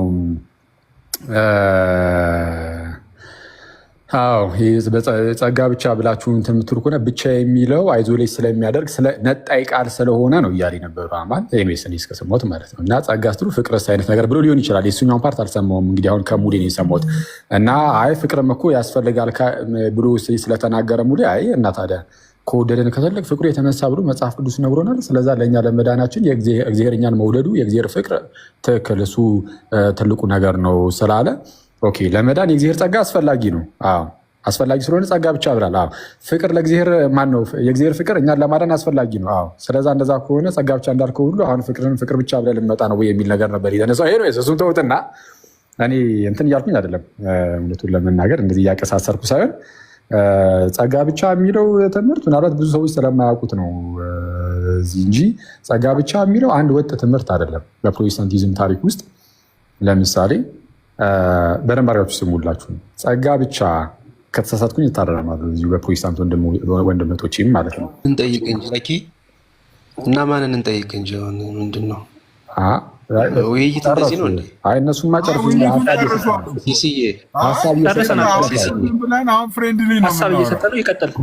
ውይይት ጨርሰናል። አሁን እንዲያው ዝም ብለን ሀሳብ እያንሸራሸርን ነው። እና ምንድን ነው ጸጋ ብቻ ሲባል አነሳሱ ላይ እነ ዶክተር ማርቲን ሉተር ይህንን ሀሳብ ይዘው ሲመጡ ምን ለማለት ነው? ጸጋ ብቻ ሲሉ ማለት ነው ሰው ነፃ ፈቃድ የለውም። ሰው በውድቀት ምክንያት አሁን ሲወድቅ አያችሁ፣ ከእግዚአብሔር ሲርቅ የራቀው እንዴት ነው? በቃ ሙሉ በሙሉ በመንፈሳዊ ሞትን ሞቷል። ሙሉ በሙሉ በቃ ቶታሊ ዲፕሬቭድ ሆኗል። ልክ ይሄ ታስታውሳላችሁ። የሚያወራ ሰው አለ እንዴ? ወዳጅ መሰለኝ ጭራሽ አረብኛ ጽሑፍ ያለው ማናውቀውም ሰው አረባቶች እና ምንድን ነው ሞዴሬተር አለባካችሁ። ይሄ ሉቃስ 16 ላይ ነው ታስታውሳላችሁ።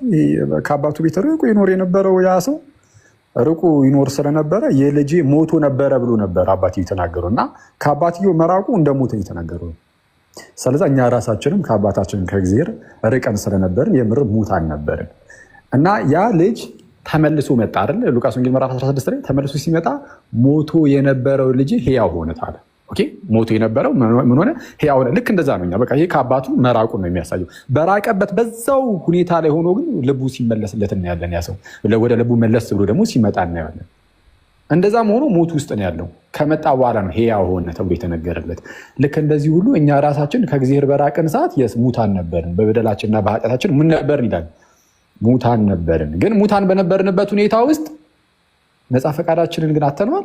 መጽሐፍ ቅዱስ ይህን ያስተምራል አያስተምርም የሚለውን አሁን ለጊዜው ልትሆ እና አሁን አነሳሱን የጸጋ ብቻ ትምህርትን አነሳስ ግን ልንገራችሁ። አዎ ሙታን በነበርንበት ሰዓት ሙሉ በሙሉ ነፃ ፈቃዱን ሰው አጥቷል የሚል ትምህርት መጣ እና ሉተር ከራስመስ ጋርም እንደዚሁ ክርክር ሲያደርግ እናየዋለን።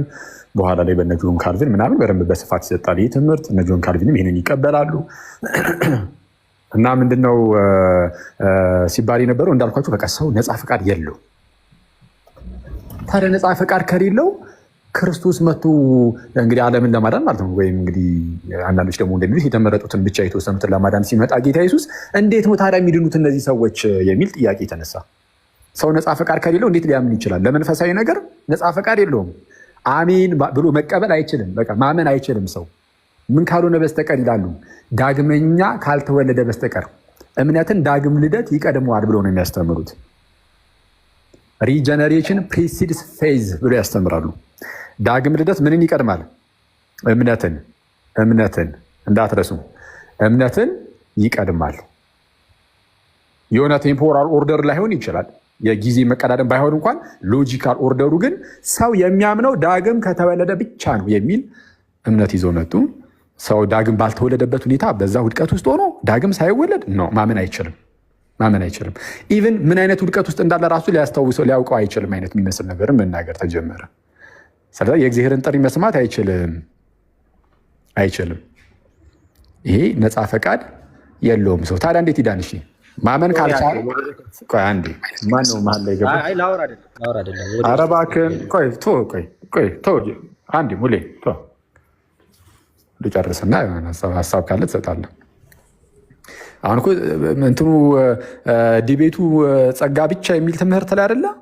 ጸጋ ብቻ ሲባል የትኛው የሚለውን እኮ ልጠይቃችሁ እኮ ነው። ታሪካዊ አመጣጡን እሱን ልንገራችሁና በየትኛው ጸጋ ብቻ ላይ ነው ውይይቱ የተደረገው የሚለውን ለመጠየቅ ነው። እና እንዳልኳችሁም ሰው ነፃ ፈቃድ የለውም ማመን አይችልም ምናምን የሚል ነገር ስለመጣ አንድ ነገር አበጁ ማለት ነው ሪፎርመሮቹ ሀዳሲያኑ። ምን አይነት ነገር እናበጁ?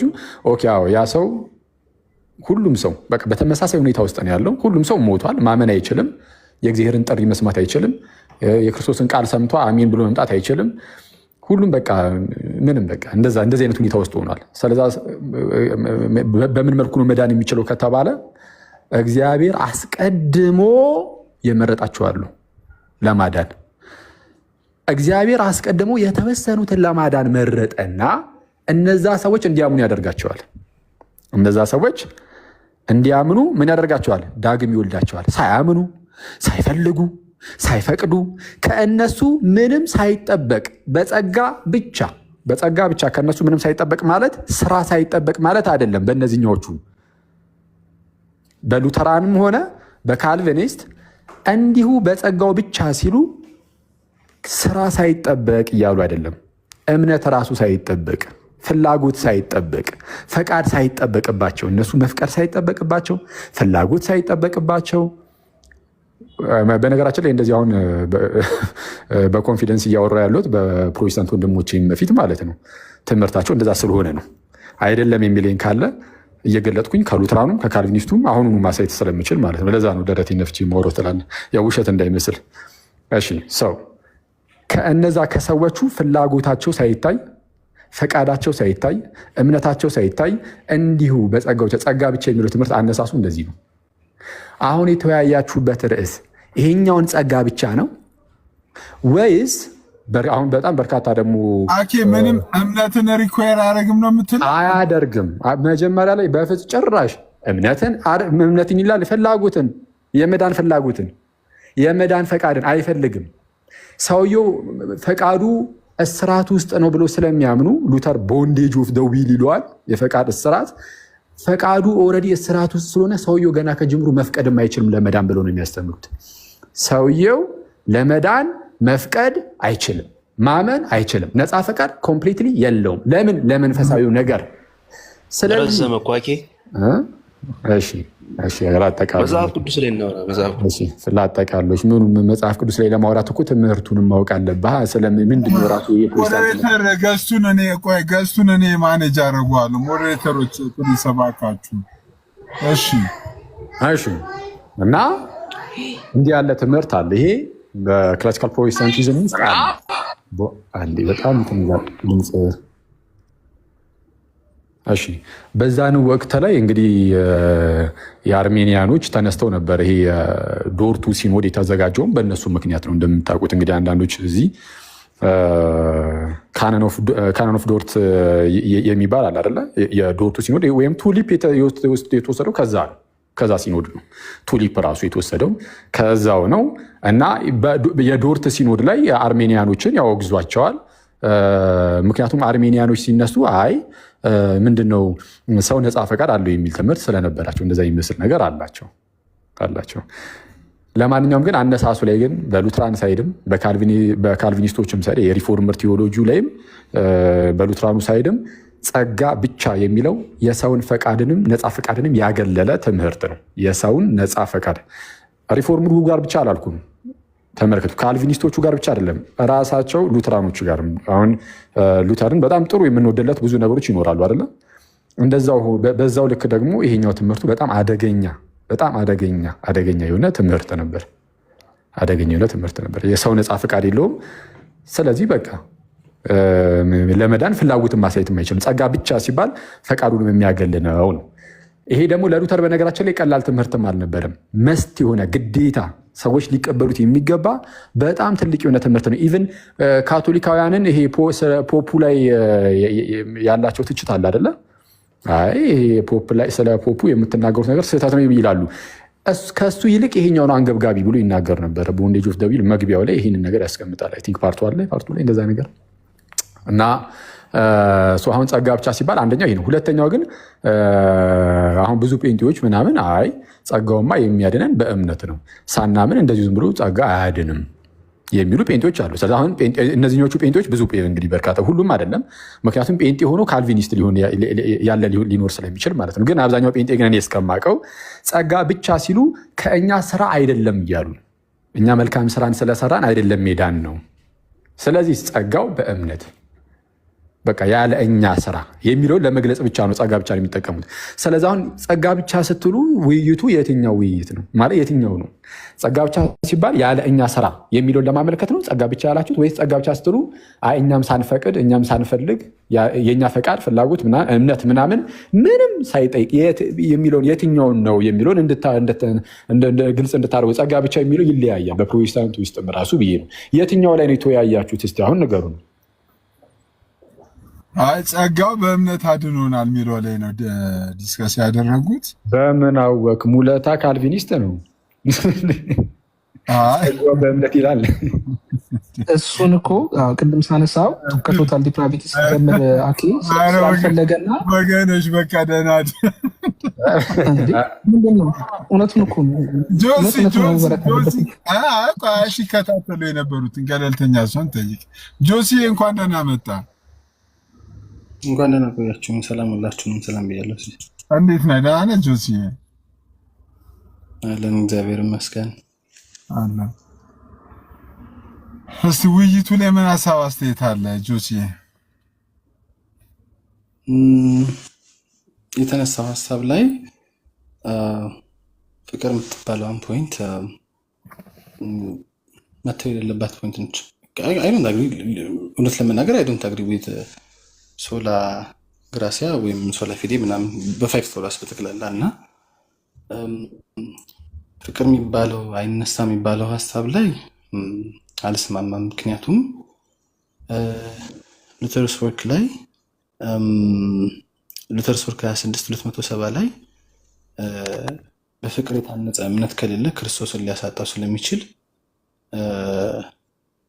እሱን ምንድን ነው እንደማይደግፍ እና እንደገና ደግሞ ይሄ አይነት እምነት በፍቅር ታነጸ የሚባለውን አይነት አባባል የተረገመ ይሁን ብሎ ማለቱ በሉተርስ ወርክ 26:273 ላይ እና 27:38 ላይ የሚታወቅ ነገር ነው እና እምነት በፍቅር አይታነጽም የሚባለው ሀሳቡ ላይ የሶላ ግራሲያ አንደኛው ሂንጅ ስለሆነ እሱ መነሳቱ ላይክ ሞክድ ቢደረግ ላይክ ፍቅር ብቻ ምናምን የሚባልም ሉተርን የሚያውቅና የሚያነብ ሰው ላይክ ቤዚክሊ ጀስቲፊኬሽን ትምህርት ላይ ሉተር በፍቅር አይታነጽም እምነት ብሎ ማለት ያው ገላትያ ላይ እምነትን በፍቅር በስራ ላይ መዋል የሚባለው ነገር ለጀስቲፊኬሽን አይደለም ብሎ የሚለውን ነገር የሚያነሳ ነበረ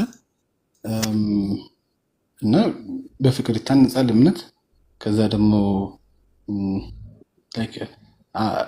ይሄ በጸጋ ብቻ የሚባለውን አንቀበልም ሲባል እግዚአብሔር በጸጋው አላዳንም የሚባል አይነት ነገር አይነት ፕሬዘንት የማድረግ ነገር አለ which is wrong። እሱ ደግሞ ለምንድን ነው ሮንግ የሚሆነው?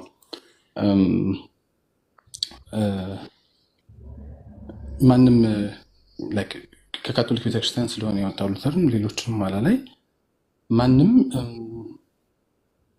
ሰው በስራ ይድናል። ስራና የእግዚአብሔር ጸጋ እኩል ናቸው። የምንፈጽማቸው የስራና የህግ ዝርዝሮች ያድኑናል የሚባሉት እነዚህ ፔላጃን፣ ሴማይ ፔላጃን እና ጃኒሲስት በካቶሊክ ቤተክርስቲያን የተወገዙ ናቸው እና ለዛ እነሱ ሀሳቦች አብረው መነሳት መቻላቸው አለመቻላቸው ማተር የሚያደርግ ነበር አብረው ቢነሱ ብዬ እላለሁ። ከዛ ውጭ ደግሞ ካቴኪዝም ኦፍ ካቶሊክ ቸርች ላይ ስለ ኦሪጂናል ሲን የሚያወራው ክፍል ላይ እንደዚህ የሚል ክፍል አለ። ያው በእንግሊዝኛ ለማነበው ተረጉማለሁ። The first Protestant reformers, on the contrary, taught that original sin has radically perverted man and destroyed his freedom. They identified the sin inherited by each man with the tendency of evil, concupiscential, which would be insurmountable. The church pronounced on the meaning of the data of revelation on original sin, especially at the Second Council of Orange and at the Council of Trent ይላል ማለት ነው።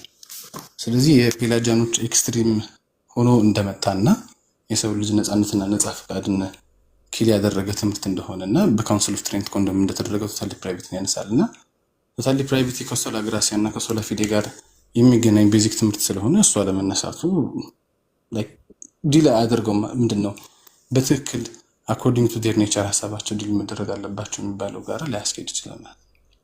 ግን ከዛ ውጪ አይ ቢሊቭ ጀስቲፊኬሽን፣ ግሎሪፊኬሽን እና ሳንቲፊኬሽን የተለያዩ አይደሉም። በእግዚአብሔር ጸጋ እስከሆኑና በቅዳሽ ጸጋ የሚመጡ ከሆነ አንዴ ቀድሶት ከኃጢአት ነፃ ያደርገውና ኋላ ላይ ደግሞ ከኃጢአት ተጽዕኖ ውጤት ግን ኋላ ላይ ነፃ የሚያደርገው ብሎ ማለት እና እንደገና ደግሞ ያው በቤተክርስቲያን በጥንታዊ ጉባኤዎች በካርቴጅ ምናምን በጥምቀት ስንጠመቅ ኃጢአትን ራሱ ይገለዋል ብሎ እንዳስተማሩት አባቶች እንደዛ ማያደርገው ከሆነ እንደገና ደግሞ በውስጣችን ያሉን ደካማ ዝንባሌ ራሱ ለኃጢአቱ ፍቃድ ሳንሰጥ ኃጢአት ራሱ አድርጎ ሰውን አተሴም ታይም ጻድቅና ኃጢአተኛ ብሎ ማድረጉን እነዚህን ይዞ ነው እንደ ሀሳብ መነሳት የነበረበት። ምናልባት ወይ እንዲል የሚያደርጉት ቢሆን ኖሮ ትንሽ ሁለቱም ተዘጋጅተውበት ሌላ ጊዜ የመጣው ስክሪፕቸራል ፓትሪስቲክ ታሪካዊ የሆኑ ካውንስሎችን ሪፎርመርሶቹ ራሳቸው ብለው ያሉትን ጉዳይ ምናምን እንድል ቢያደርጉበት ጥሩ ነበር ብዬ አስባለሁ። ይሄን ያለኝ ሀሳብ።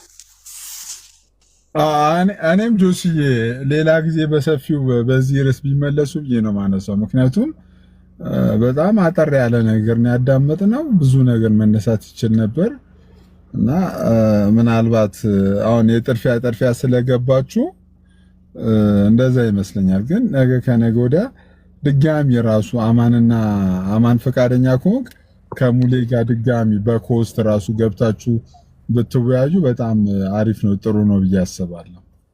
አኮስ ተለይቶ ማለት ነው ግና የትኛው ጸጋ ብቻ እንደሆነ አስቸጋሪ እኮ ነው ሲስ እና መለየት አለበት። ካልቪኑ ይለያል እኮ ሲስ ጸጋ እንዴት ታሙዬ ወይ ወንድሜ እንዴት ነህ? እስቲ ሁለቱንም ስኮላሮች ስለምታውቃቸው ሄድበት። እኔ ኬርኩባቸውማ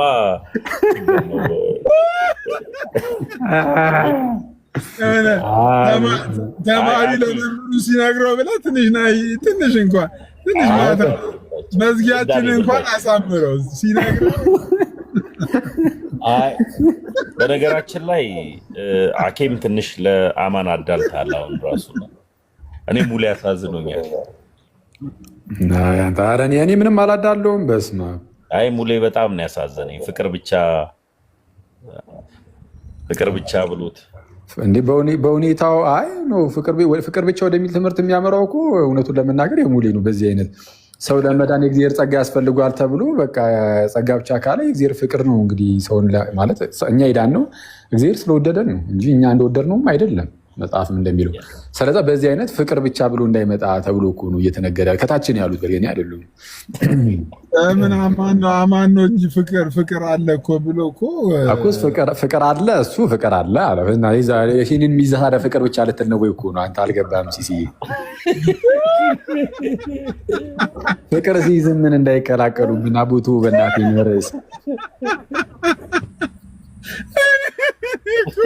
አፍኜ ነው የተቀመጥኩት እኮ ተሙን ገና እንደመጣ ልክ እንደሰማን የሆነ ነገር ጽፎ ሎላ አለ እንዴ ያማል እንዲ ከባድ እኮ ነው።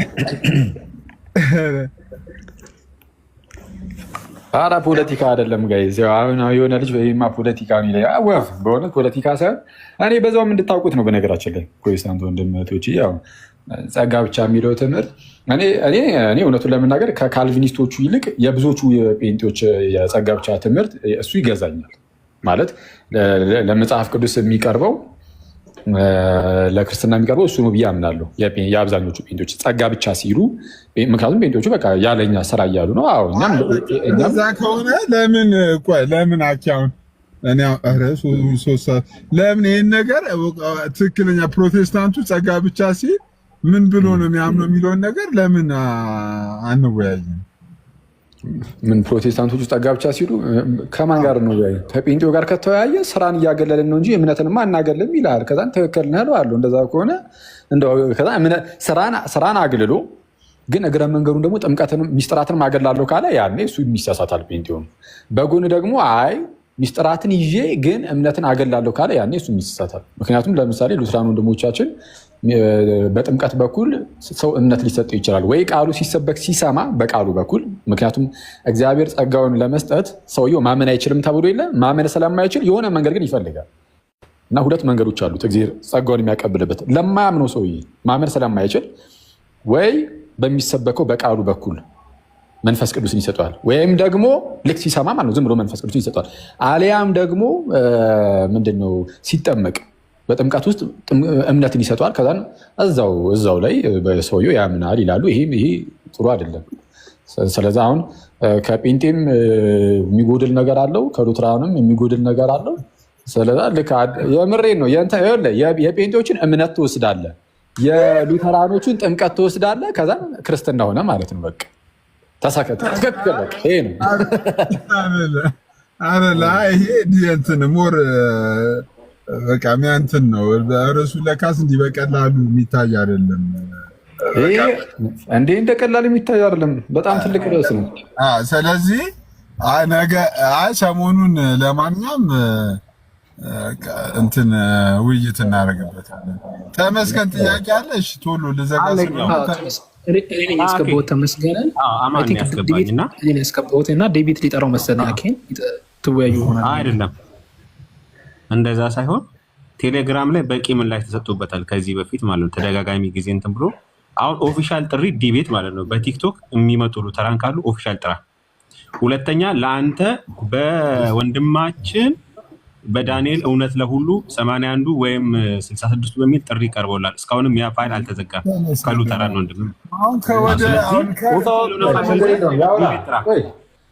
ሲሶይ አይሳደብ እንጂ እንደው ትንፍስ ይበል እስቲ ወንድማችን። እስቲ አውራ እስቲ ተሙይ ወይ በጌታ እኔ ማለት ሳደበለ ኦፊሻል የሆነ ዲቤት ጥራ። አሁን ምክንያቱም ሚስ ሪፕሬዘንት እየሰማውም እያየውብም ነው። አሁን ሉተራንና ካልቪኒስቶችን ላይ ታላወቅም ወይ ደግሞ ሁለቱን ሆን ብለህ ደባልቀሃል። ሚስ ሪፕሬዘንት ማለት ነው። ወይ ደግሞ ምን እያሉ እንደሆነ በትክክል ወይ ጨርሳ አላነበብከውም ይሆናል። ለዚህ ኦፊሻል ነው ዲቤት እንትበረ። ሁለተኛ ደግሞ ዋናው እስከዛሬ ተከፍቶ ያልተዘጋ ፋይል አለ አንተ ጋር 81 ወይም 66 በሚለው ወንድማችን ዳንኤል ከዛሬ 1 ዓመት በፊት ያቀረበልህ ጥሪ አለ እና እሱን ነገርስ እንዴት ነው እያየህ ያለው? እሱ ላይ ልጠይቅ ነው። እና ኦፊሻል ሆነ ዲቤት ጥራ በጸጋ ብቻ በሚለው ማለት ነው። አንተ ነህ ዲቤቱን እየጠራህ ያለው ተሙ? አይ ለሌላ ሰው እንትን ነው። ሌላ ሉተራኖች ካሉ ጠራ ነው እያለኝ ያለው። ቃል አቀባይ ነው እንዴ ያኪ? የምን ቃል አቀባይ? አንተ የምታምነውን አምላክህን አታውቅም እንዴ? ተመስገን። አይ እሺ አንዴ አታውቅም አምላክህን ለምን አንተ አትወያይም? አሁን ይቻላል። አሁን ላይ እንትን የምትል ከሆነ በነገራችን አንተ ዲቤት ባታደርግ ራሱ ማለት ነው ዲቤቱን ትተኸው ችግር የለውም። እኔ ዲቤት ሰው አይደለሁም ካልክም ማለት ነው። ተመስገን እንደዚህ ክብረነክ የሆነ ንግግር የተናገርኩ አመሰግናለሁ። ተባረኩ። አይ ቆይ አትውረድ። ከቡክ ኦፍ ኮንኮርድ ላይ እያወጣሁ ላሳዩ እችላለሁ። እንደው ሌላ ስራዎች ላይ ኦኬ ወጣ። እሺ በቃ የጠየከኝን ብቻ ልመልስ። እሺ አይ እንትኑ ላይ በቃ እሱ ተሳስቷል አለ መጥቶ ይሞግትህ አለቀ። አይ የጸጋ ብቻ ላይ ሰን እንትን ነው። አይ እኔ ዲቤት ምናምን አሁን ብዙ ምጣድ አይነት ሰው አይደለሁም። ግን እኔ አሁን ከተናገርኩት ነገር የተለየ ነገር ከነገሩ ግን አምጣ እናሳይ። ሲጀመር ያውቃሉ ብለህ የምታስባቸው ሰዎች ካሉ 81 እና 66 ምናምን ያለው ወይል እንግዲህ አሁን እሱን ታሪኩንም ወደኋላ መለስ ብለን ማስታወሱ ምናምን ያን ያህል አስፈላጊ አይደለም። ግን ያው እኔ ለዳኒ እንደምታስታውሱት አንድ መጽሐፍ ላይ ይሄ ነገር ምንድን ነው? ይሄ መጽሐፍ ይሄ ዝም ብለህ ይሄ መደበቂያ ምናምን ነገር በዚህ በዛ ብለህ አትፈልግ እና እሱን ተወውና ባይሆን ትምህርትህን አጥና ፕሊዝ ወዳጅ፣ ትምህርትህን አጥና፣ ቼክ አድርግ። ከዛ በኋላ የምርም አንተ እንዳልከው ሚስ ፕሬዘንት ያደረኩት ነገር ካለ ናና ይኸው እዚህ ላይ እንደዚህ አድርገሃል ብለህ ጠይቀኝ። ቴሌግራም ላይ ምናምን ያልከው ምንም ቴሌግራም ላይ ምንድን ነው የሚመለሰው? ምን የሉትራን አውጥተህ እኮ ማንበብ ትችል ነበረ። ግን ኤኒዌይስ እንደዛ ነው። በርቱ ትላለህ። ያ እሺ። ኤኒዌይ ሁላችሁንም በጣም ነው ማመሰገነው። የምርህን ነው ወይስ የፈጠራ ነው? እንደው እኔ በጣም ተአምር ነው የሆነብኝ ሰምቼ የማላውቀው ነገር ስለሆነ አንተ እርግጠኛ ወዳጅ ፈታ። ይሄ ሰው ሉትራኖቹ አይመቹትም ማለት ነው። አይተዋል እንዴ?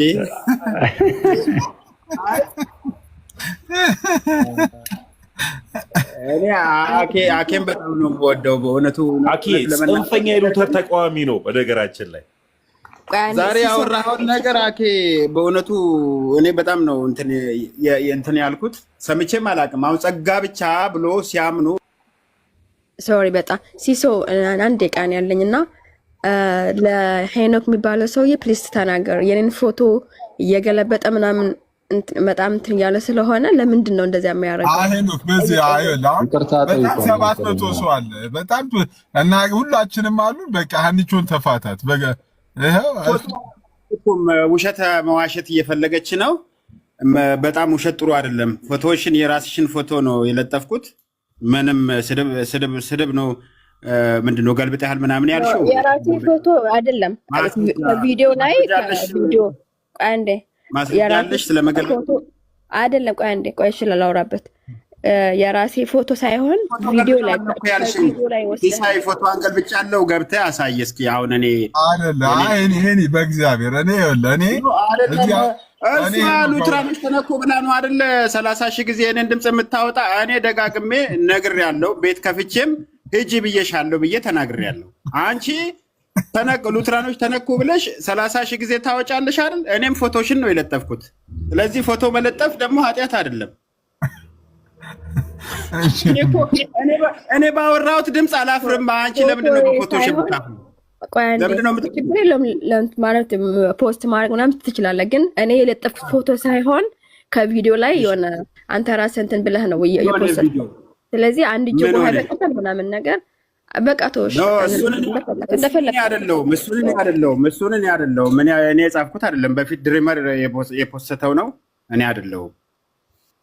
እኔ ፎቶውን አግኝቼ ዝም ብዬ ፖስተትኩት እንጂ እንደዚህማ የምታለቃቅሽ ከሆነ የኔን ድምፅ 30 ሺህ ጊዜ ማውጣት የለብሽም። እንዲህ የሚያስጨንቅሽ ነገር ከሆነ አይኒ በቃ ኧረ ሴት ናት። ይኸውልህ ነው ከአንድ ነገር እናድርግ። እንደ ሴት እያደረጋት አይደለም እኮ እንደ ሴት እያደረጋት አይደለም። ሀሳብ ላይ ለምን አትሞግቱም? ቆይ ይኸውልህ አንደኛ ሀኒቾ በጣም ትልቅ ሰው ናት። ክርስቶስን ይኸውልህ አንደኛ ሴት ናት። የራሷ ጉዳይ አይደለም። ይሄን ይኸውልህ ሁለተኛ የልጆች እናት ናት። ይኸውልህ ይሄን በጊዜ ይኸውልህ እኔ እንደው ልለምን ይኸውልህ 700 አይደለም። በጣም ለመሰላችሁ አንደኛ ሀኒቾ ትልቅ ሰው ናት፣ ባለትዳር ናት፣ የልጆች እናት ናት። በቃ ማለት በቃ ይብን ልናከብራት ይገባል። የሀሳብ ልዩነት ካለን ሀሳቡ ላይ ብቻ ሞግተን ሀሳቡ ላይ ቪዲዮ መስራት እንችላለን። ሀሳቡ ላይ ብቻ በጌታ ሀሳቡ ላይ ብቻ። ሌሎችም ከታች ያላችሁ ችግር የለውም። የኔን ፎቶ ስትለጥፉ ደሩ። ምንም እኔ ኦልሬዲ እኔ ለራሴ ማንን የምለምነው ሰው የለም። ስትለጥፉ እንዲህ አንዴ አይደለም 10 ከራ ምንም ችግር የለውም። እኔ ለምጄዋለሁ። ግን ስፔሻሊ ሴቶችን ሪስፔክት አድርጉ። ሴቶችን ሀኒቾ አንደኛ ሴት ናት፣ እናት ናት፣ ባለትዳር ናት እና ይህን ሁሉ ነገር ኮንሲደር አድርጋችሁ በተቻለ መጠን ሴቶች ላይ እንደዚህ አታድርጉ። እኔ ለምጄዋለሁ። እኔ በዛሬ ውይይት ራሱ የሆነ ቤት እኔ የሆነ ቤት ላስላስ እየተደረግኩ ነው። ችግር የለውም። እኔ ምንም ብትሉ እንትን አለ። ግን እኔ አሁን ይኸውልህ 600 ሰው አለ። በ600 ሰው ፊት እንደው በእግዚአብሔር ስም እለምንሃለሁ ሀኒቾን ተፋታት። በቃ እንደው በእግዚአብሔር ልለምን ተዋት። አንደኛ እና እንዴ በጣም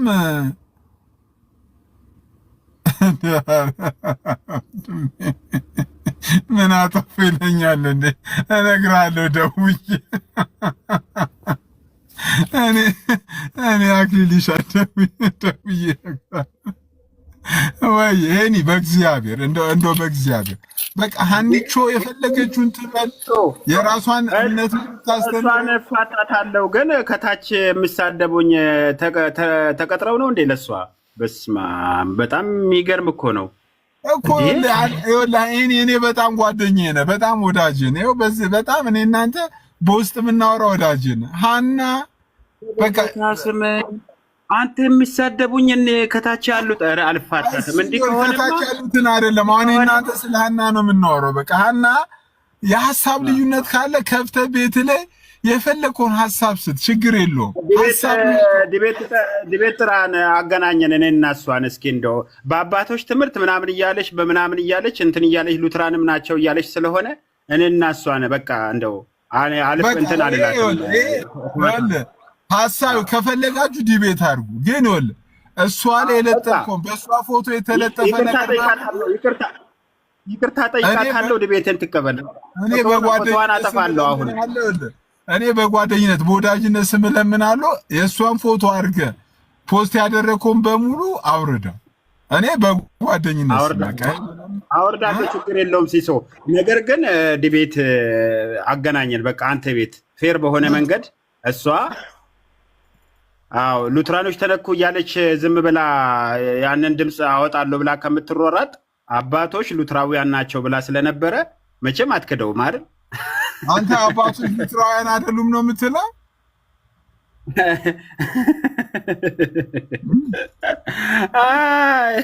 ሉትራውያን ናቸው ብለህ ዲቤት ልትገባ ነው? እንዴት ነው ነገሩ? እኔ ሀሳቡን እኮ ነው። የእኔ ስራ እኮ ሜዳውን ማሳለጥ እኮ ነው። የእኔ ስራ እኮ የታወቀ ነው። ሜዳውን ነው ማሳልጠው።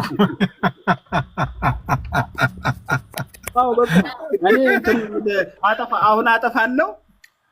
እኔ አባቶች ሉትራውያን ናቸው ብዬ ስለማላምን እሷ ደግሞ አባቶች ሉትራውያን ናቸው ስላለች በዛ እንግባ አይሻልም?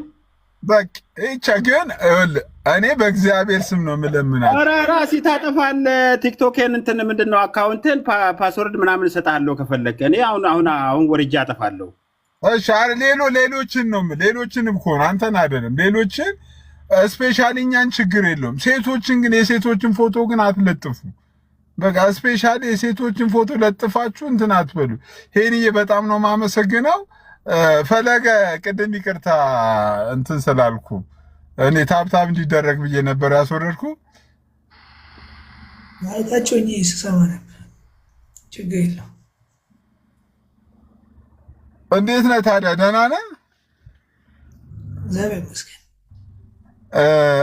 በቃ እንትን ሆነ እኮ ውጭ ሆኜ 3 ሰዓት ተኩል ሆነ። ማታ ደግሞ በጣም ኃይለኛ ጨዋታ እንትን አለ። ወደ ልገባ ነው። ሌላ ቀን በሰፊው ቅድም የጀመርነው ምርስ ስላለ እኔ እናንተ በሰፊው ነገ ወይ እንትን እንላለን። ምንድን ነበር እኔ አልሰማሁም። ቅድም ዝም ብለን ስናወራ የነበረውን ነገር እንጂ ሳንቋጭ እንትን ስላለ እንጂ ማነው ፈለግ ይሄዳሉ።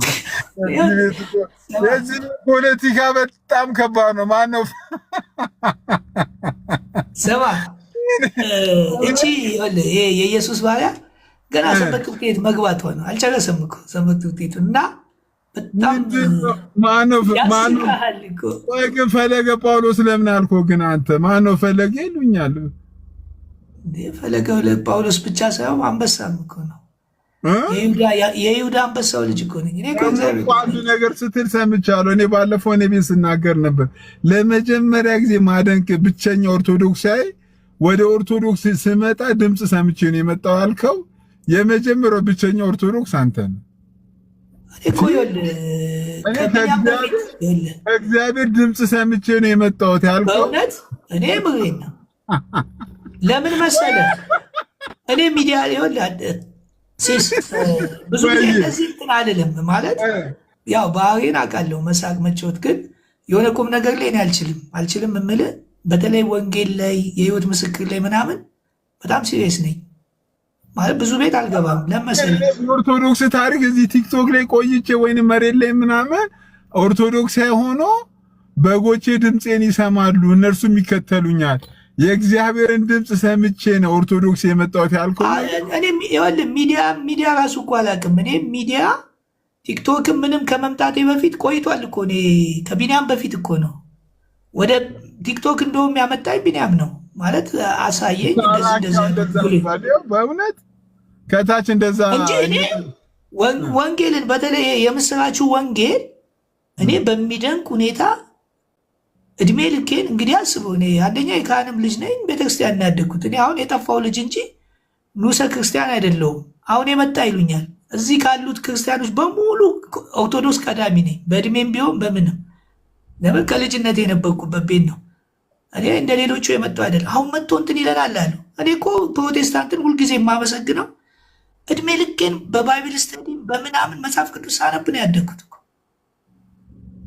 በጣም መጽሐፍ ቅዱስ ፍቅር አለኝ ለጸሎትና ለመጽሐፍ ቅዱስና ወንጌል ስርጭት ሶስቱ ለእኔ ማንም ያቀኛል፣ በምንም እታወቃለሁ። በዚህ ግን የምስራቹ ወንጌል የሚለው ኦርቶዶክስ ጋር እሱ ሌላ ጊዜ ከሌሎች ጋር እንትን ራሳቸውም አያውቁትም ለነገሩ እና የምስራቹ ወንጌል እኔ ይኸውልህ ሰው አይቶ ኦርቶዶክስ ጋር ብትለኝ የሚያመጣ ነገር ምንም የለም። ለምን አለ እግዚአብሔር እንግዲህ አምጥቶኛል። ምን ሊሰራ እንደሆነ አላውቅም። እግዚአብሔር ነው ያመጣው ወደ ኦርቶዶክስ። በቃ እግዚአብሔር ማለት ወንጌሉ እኮ ይኸውልህ፣ እግዚአብሔር ማለት እኮ መጽሐፍ ቅዱስ ነው፣ ሌላ እኮ አይደለም። እግዚአብሔርን የምታገኘው እዛ ውስጥ ነው። ሰው ድምፅ ሰማው ሲል እንትን ይመስለዋል። ለምሳሌ አብርሃምን አናገረው ይላል። እንደገና የማያምኑትን ጣዖትን የሚያመልኩ ነገስታትን እኮ እግዚአብሔር ያናገራል። እግዚአብሔር አናገረ ማለት የሆነ እንደሆነ ነገር እኮ ስለሚቆጠር ነው። እንዲህ እግዚአብሔር ከስትንፋስ ይልቅ ቅርብ የሆነን አምላክ ሲሳይ ተናገረኝ አጠገቤ እንዲህ ርቀኸኝ ሲሳይ ተናገረኝ፣ እግዚአብሔር ተናገረኝ። የትኛው ነው የሚቀርበው? እስቲ ሲሳይ ይርቃል። እግዚአብሔር እኮ ከስትንፋሳችን ይልቅ እኮ እግዚአብሔር ተናገረኝ ስትል አንተ እግዚአብሔር የማያምኑትን ጣዖትን የሚያመልኩ ነገስታትን ያናገረ በለዓምን ያናገረ እኔ ልጁን እንዴት ነው የማያናገረኝ እንዴ? ልጁ አይደለም። ለምን መሰለ?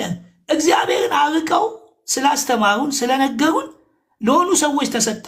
አሁን ለዚህ እኮ ነው የሆኑ ሰዎችን ነው የምንሰማቸው። የሆኑ ሰዎች እኮ የሆነ ነገር ነው የሚነግሩክ ከአካል ክፍል ወይ አፍንጫ ሊሆን ይችላል ወይ አይን። ገብቷል?